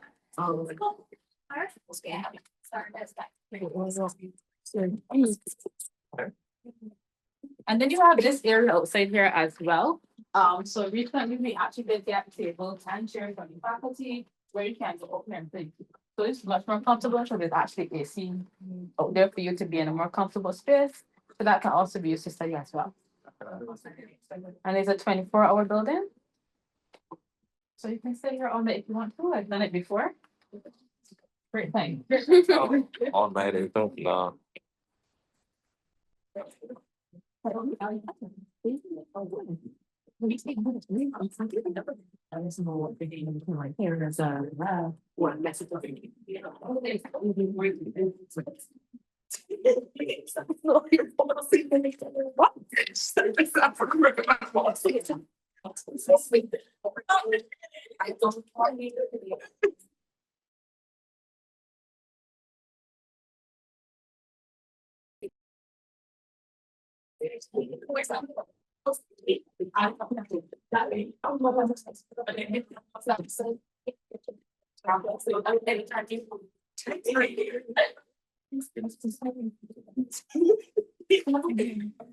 Okay, so this is the entrance of the lab. So this is where we do all of our sessions. And this is how it's all student involved. These are photos and images of persons that would have completed, most of these completed a degree, if not all.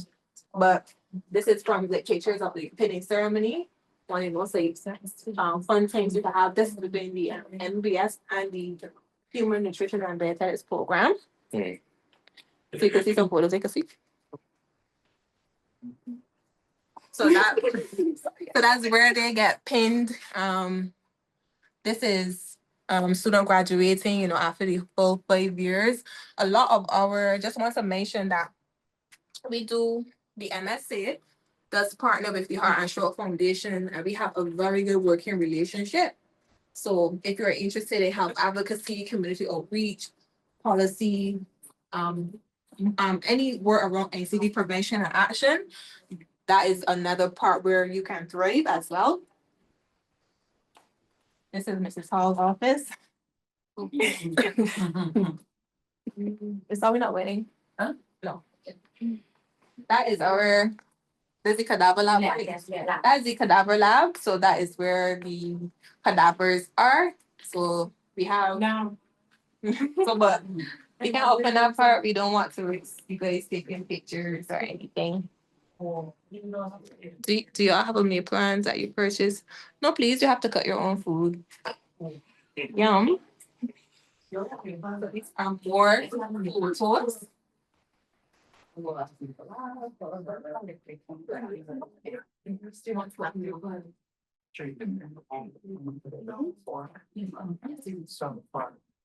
Take a picture of my teddy bear clinics here. It's so cute. Yes. You know, When it comes to so when it comes to your lab, there's very then we become passing them over into the same. So look why you see them all. Not that.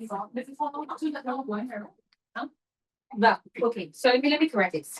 This is your anatomy lab, but it's under construction. So that is where the door closed. Okay, right? So, but when it's fully sorted, then your wet lab or your anatomy wet lab would sessions will actually be inside here. Okay, but for right now, it's under construction, so I'm gonna open that and you see all that. You know, can make you keep your shut. Yes, okay, but yes, but students are permitted there is for small group teaching, so like 6 students is so much. Or when the cadaver with Dr. Singh and anything else, your vision is that whatever else will be relayed out to you on the outside. Okay, but that is a work in progress, okay? Okay. Yes, that's the reason we're doing this. Yeah.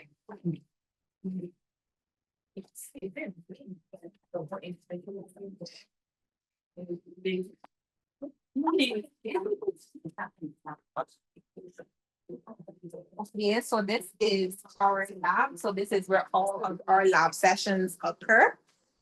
And just want to show you that there are.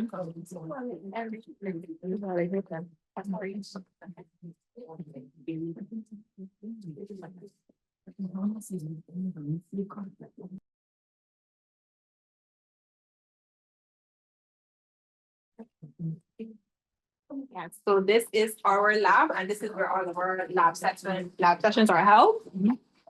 And usually the proper attire is a t-shirt, a cover t-shirt, full length pants, and lab shoes. Just letting you know, and also your lab coat. And for depending on the type of lab, you might have to wear a protection. So sometimes if you wear glasses, that's fine, but you might have to wear goggles as well. So there are some. Sorry.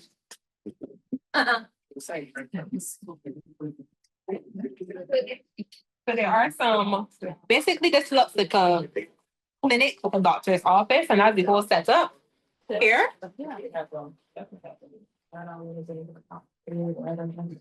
Great. So in here, you could book some study time. So time is available for you to come in here and practice. So here's the bed where you do all your examinations. You have in this room, this is where you do venipuncture. So basically getting blood from the arm. The arm is here for you to practice. Maybe to do this actually break the groups. We will show you guys how to do it. But you come in here and practice, you have to practice because when you enter 3rd year, hundreds and hundreds of bloods you have to do. That's for KFL. I realize that Mona and St. Augustine might not be so hands-on, but that's what we do here at KFL. KFL, you hit the ground rolling in the clinical setting. So you could also look at the other room as well. Any questions on what you see thus far? Oh my God.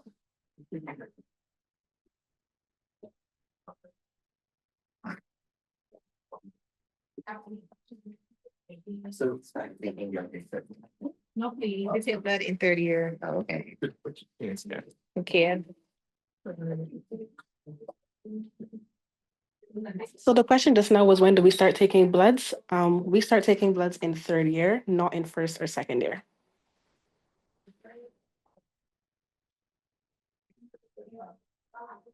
So would you also be doing like stitching and stuff as well, or? All of those skills are practiced from 3rd year when you reach the hospital. Okay. Yes. Yeah, the suture. Yeah, suturing and so on. Don't forget with the suturing, the suturing intensive group. Because surgery. Surgery, oh, right, we have surgery- interest groups. Yes, you do have Um, interest group. so with the surgery interest group, you'll have an opportunity to practice suturing on, meat and so on. Yes. And yeah, it's good practice. So you get introduced to those skills early up. So in the interest group, that goes right, but you got surgery interest group, you got mental health interest group, you got the internal medicine interest group, and then you also have a pediatric interest group. So somebody had expressed interest in terms of what somebody had asked a question in terms of suturing. So in those particular interest groups, you get exposed to things very early. And we really do advocate for that because that's part of your program. And therefore, if you do the surgery interest group, you get not only exposed to suturing, but also they have this whole experience where they go to the morgue and they see autopsies and stuff like that as part of their program. From first year, for the internal medicine interest group, we have something called a CPU, which is the American College of Physicians, which is a group that would have been started with Dr. Connell, where you actually have a lot of networking with overseas person for mental health. You really play a big advocacy, especially in Mental Health Month. And then there's pediatric as well. So every interest group expose you to so much more, and that's something that we really like you to be exposed to early. Yeah. In case the persons behind it and here, we do have interest groups within the faculty. There's surgery interest groups, internal medicine interest group, and also pediatrics. And so we also have a mental health, but that type of thing as opposite in the last years. But for I would say that for the surgery interest groups, you have that exposure to suturing early on. So you could learn from early as first year, and you can practice suturing. They also have a workshop where they have you should do it on board. And you have persons that can teach you and suturing and the different techniques and all of the suturing. That's an interesting one. But one of the exciting things that they also do is they have autopsy sessions. So there is a partnership with the morgue at the Queen Elizabeth Hospital, and you sign up for which day you can go, and the morgue pathologist at the morgue, Dr. Dupuy goes through full autopsy. So I would have attended and I saw about 5 autopsies, and they go from the beginning to the end. So that's a very interesting one. And hopefully if you do join the MBS program, that's something you will be exposed to as well.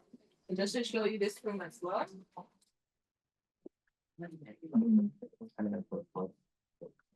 So this model is to practice BLS, so basic life support. We also have a model to practice catheterization. If anybody know what catheterization is? Look up the tubes. Yes, please. So this is a catheter. You will go through this, but I do go into big groups of two. Just for online purposes. So this is the catheter. It comes in different sizes, and you'll learn all about that when you get into the clinical setting. And this is a model. This is a female, and you have to practice inserting it before you can do it on a real life patient. Because as from third year, as you go into third year at the Queen Elizabeth Hospital, so you are expected to do all of the basic practical skills. So inserting IVs, taking blood, ABGs once they are sure that you're competent, catheterization. Those are some skills that you have to do here at KPhil. You know, at Mona it's not, they don't do as much practical skills, but here at KPhil is academia and practical skills as well. Okay. So if you guys let's break up in 2, and we could just go through 2. If it's another person, 3. So we could just Wait, no, that's not gonna work. Let's take the repeat models. Sorry.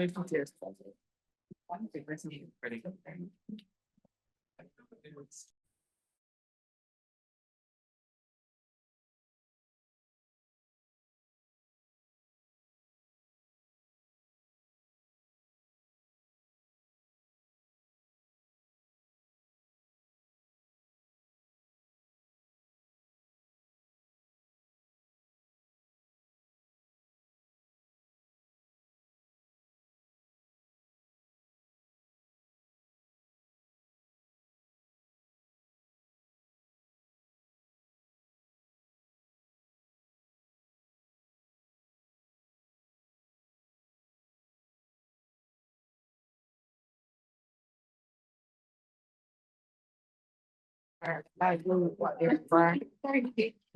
So just interact with them.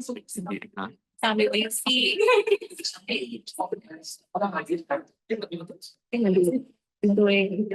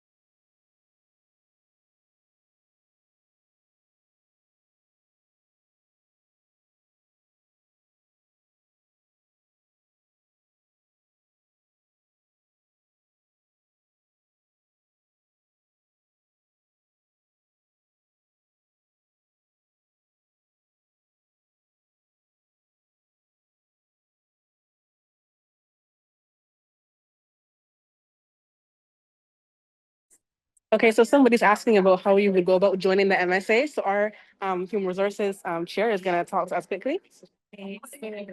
When you're a medical student, you're like automatically a part of the MSA. Regarding joining the board, they have like nominations like annually. So you get 2 people to nominate you for the position, whatever you choose, and you just go through the nomination process. If anyone didn't hear that, you can just let me know. No sound. Oh. Okay, can anyone hear me now?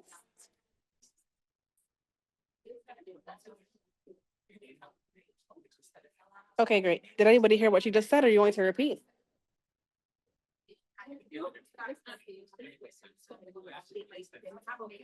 Okay, so she's gonna repeat. Let's go over here where it's a bit quieter, and she'll just tell you again quickly, how it happens. So just talk. Okay. I'll just talk quickly. I'll just put it here. When you are a medical student, you are immediately a part of the Medical Student Association. However, regarding joining the board, you would just need 2 people to nominate you for whatever position you so desire. And once you agree to that you would like to like accept this nomination, you would go through the election process. So this would be campaigning for like maybe a week, depending on whatever timeline we provide. And you get persons to vote for you. And once you have like those votes, that would be your position. Okay. And they give you like a job description. Oh, Yeah. So you're also able to talk to any previous board members about what the position entails. So people that were interested in my position would have messaged me, asked what I had challenges with, asked what I do on the board, and I would have helped them. Well, I would have told them what I do basically. I would have, coached them. Right. Obviously, I would have coached them, Miss HR. But yes. But honestly, it's a really fun experience. It's my first time being on a board, and I think it really helps me come on my shell a bit and really get into the faculty. Yeah. You came out of the shell? Yes. You're in a shell? Yes, I was very much in a did you shell. add this thing that you're graduating? Yes. Yes, you can put it on any CV, anything. And you also know to network a lot because we go to different events and so on, so you can network a lot more. Yeah. Exactly. On Barbados today. So you really get yourself out there and really get into it. It's really fun though. You're welcome. Do you think the MBBS degree has changed you? Like coming from Cape, you say Cape. Yeah, I came straight from Cape. Okay. How did that change I would say your outlook on life again? my outlook on life. Okay, well, I'm still in the process of changing. I'm a second year now, but I would say I've become a lot more confident. I would think you kind of have to have that confidence and be able to back yourself in this degree because there are moments where you will feel really overwhelmed and maybe doubt yourself. But when you have your support system and you really just So that's different to that savage. yeah, yes. Also don't, as Mrs. Hall, our lab technician was saying earlier, don't beat yourself up over not getting the A or the B. What's more important is understanding exactly what's going on for the long run. Because I can get an A in an exam right now and just forget everything exactly and don't understand. So once you understand, focus on understanding, focus on the long term. Can you apply this information when you get to the hospital? Focus on that right now. Yeah, but yeah, you'll be fine. Don't worry. We're all really friendly and we'll answer your questions all the time. Are there any questions in the chat? You can just let me know.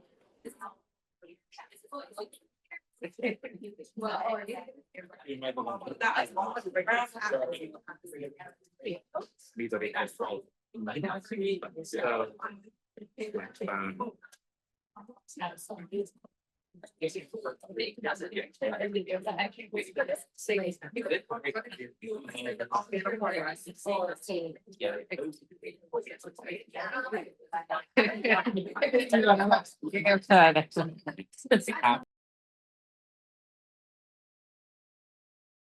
Yeah, so here we're looking at the cranial nerves, particularly cranial nerve base. So we have different tools and louder. Yeah, it's already loud for them. Oh, yeah. If y'all can't hear this, let me know.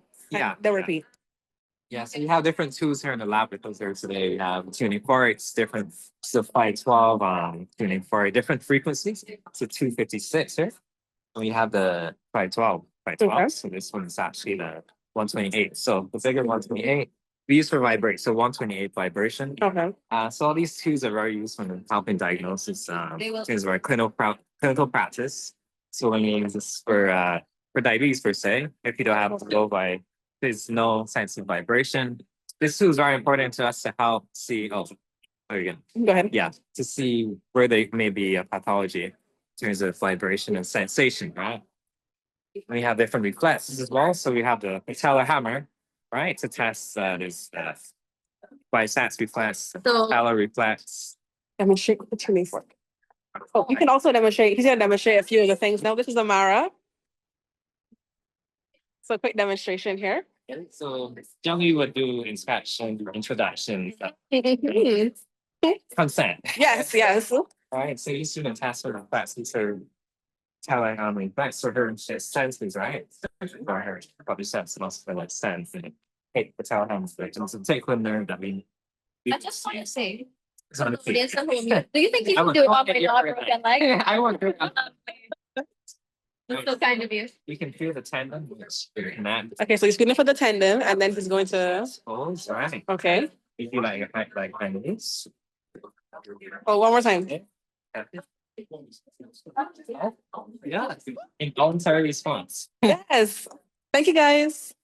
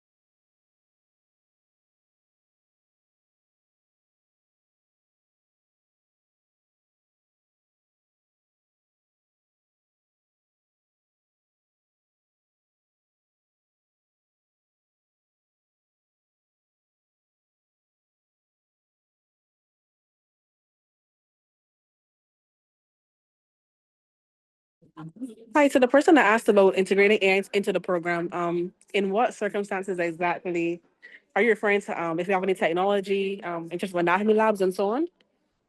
I just want to make sure I answer your question correctly. I think that was Chad. A question about having a job while studying MBBS. This degree is really time consuming and demanding.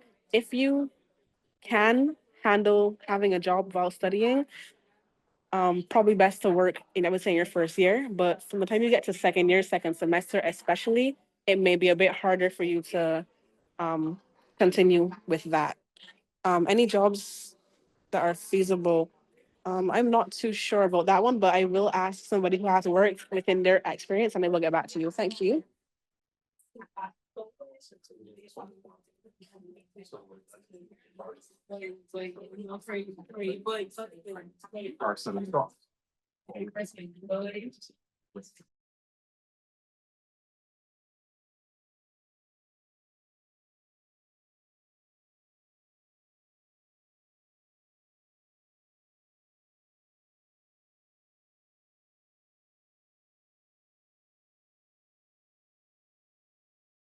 That's what you be able to explain. So here, Melanie just giving us a little blood pressure. By talk, this is really hard contrast. Being able to bring it down to layman terms, basically diastolic, really hard is filling up.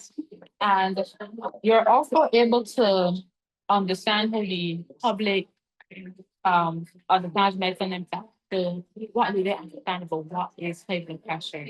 And what do they understand about taking their medication? And you will learn that. Oh, okay, Chad, I'm going to go quickly and find out from our president about that situation. 1 second.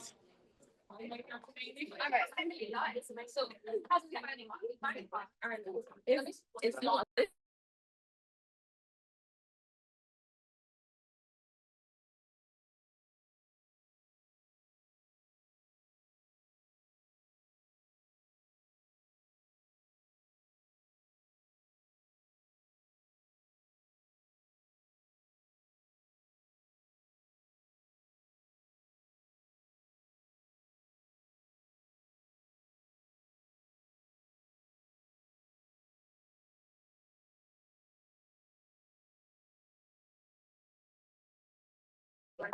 Okay, so I'm just answering some questions online. Has the university integrated AI into the program? There are some talks of implementing some AI, but obviously that has to be worked out and approved. So that is a work in progress, but I do know that they are implementing AI detectors. So if you're, I know everybody's so reliant on ChatGPT, they are monitoring that now. And that is important because as persons in healthcare, as students in the Faculty of Medical Sciences, you want that we produce critical thinkers. You just don't only want persons that rely on ChatGPT. But there is talks of implementing that, and we do have more health tech initiatives that will be starting soon.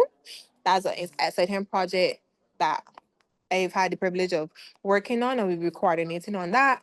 So those things will come into play. And the next question, Nisa, I hope I'm pronouncing that correctly.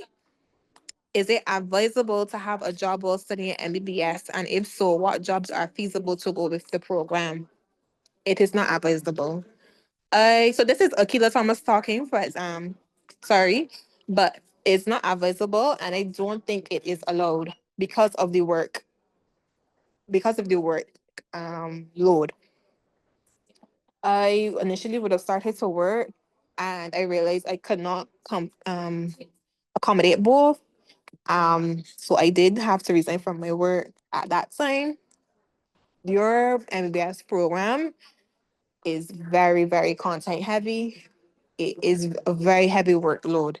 You can say that most of your day is spent at school, and then after school, you have to go and study. You have to go and reinforce information. So I don't advise it. I'm pretty sure there is a stipulation where it is not allowed.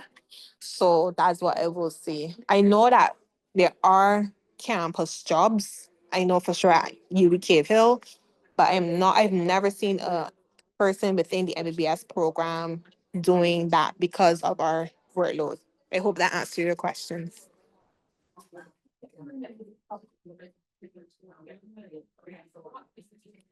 Yeah, and so Chad Mo, you were asking particular review on studying. Not as yet. There's no official integration as yet, but you can use AI for your better good, yes, but not officially as university. But it is to be implemented. No problem. Any more questions?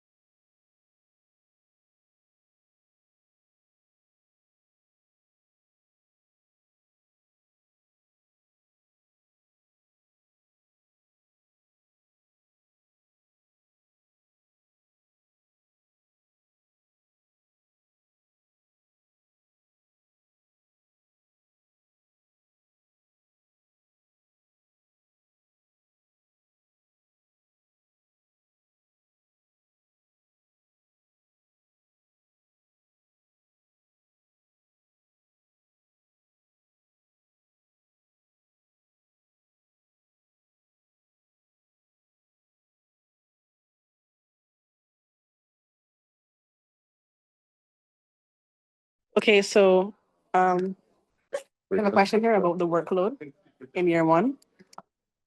How would you, I'll let you answer first. Oh, they what? How would you say the workload is? Um, Coming from your first degree. You give your and I'll give mine from Cape. the workload wasn't terrible. I would say it just required you to kind of manage your time properly in terms of assignments, but the workload wasn't terrible. Yeah, it wasn't terrible. Yeah. I think I say the same thing. Yeah, to be honest, It wasn't it wasn't that terrible. The schedule seems like a lot, but I think once you get the time to really study, yeah. It's okay. It's manageable. When did you do your foundation course? I only had to do one. I think I had to do long enough. I was exempt from. No. CFC? I did my, You're fine then. okay, so my equivalent, but I didn't have to do. You didn't have to do. They got an exemption. Okay. Okay, and you can find languages, all right? Yes, it's foundation courses. Yeah. Okay, so Language. 1 second. Okay, good. Okay, so for foundation courses, you get exempt from, I think, the Yeah. English as well as English for cursive, Cursive, yeah. Caribbean civilization. Caribbean studies. Yeah. Yeah. So Caribbean, if you do Cape, with Caribbean studies and communication studies, you'll get exempt once you pass with a 1 or 2. And LongGov is the only one you don't get exempt from, regardless of what you've done. Okay. Oh, go. But I mean, You got it. No, you didn't get it. no, I couldn't get it from LongGov, no. So I did LongGov and I did mine in the second semester of first year. In medicine, it doesn't go towards your final GPA. Yeah. You'll see it in your, So you just need to pass. you just Yeah. to pass, yes. You'll see it in your like transcript for a bit, but when you are done, it's not gonna account to anything. So just really have to pass that one. And get them with way early. Yeah, do them very early. In your first year. Do them very early. Yeah, even that. Yeah. But get them over way early. I hope that answered the question. Oh wait, about the workload. Yeah. Oh, are the exams a lot? The exams are manageable as well. Recently we've gotten an exam block, so we've had like 2 weeks or so, 4 exams spread across the 2 weeks, and they've not been too bad. In terms of midterms, when it comes to finals, I would say like any course you're doing, it can get a bit overwhelming coming towards the end, but they're pretty manageable, I would say.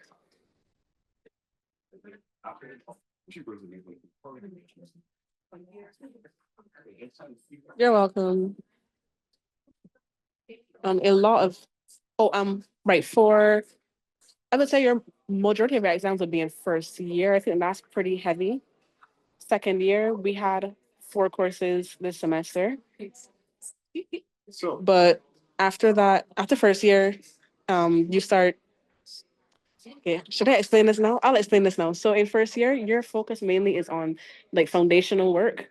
But when you start second semester, you'll start learning things by systems. So you'll go from doing courses like cell biology to doing courses like respiratory system. So then you'll do the anatomy of respiratory system. You'll do the pharmacology, the microbiology, the pathology, and the physiology of it all in one course. And once you reach second year, all of your courses are taught the exact same way, just like that. So it's a bit of a switch, but you can adapt pretty easily to it as well.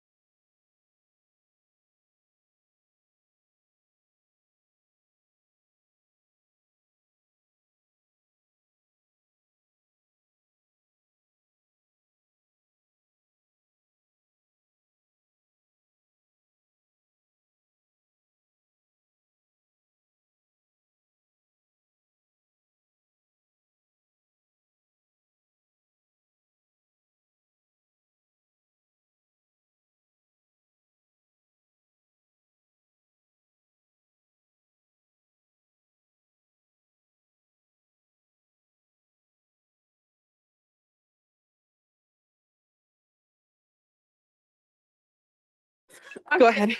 So I was discussing one of my favorite things from the course, and that was learning how to do public speaking. So I was telling participant here. Yes. How I had social anxiety, and you could still get anxious before speaking to people, but it isn't as scary anymore. And how learning to network and being able to speak to people is very important. And that's all. And being professional. Thank you very much. I agree.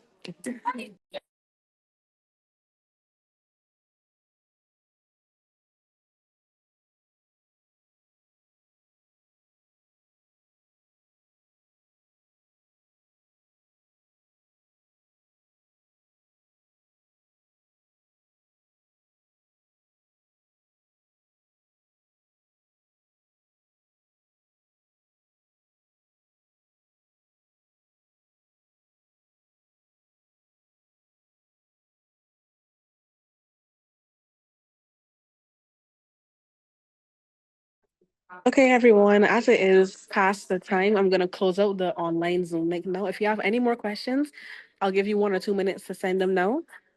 If not, I've placed the president of the MSA's Instagram into the chat. You can also send her a message as well.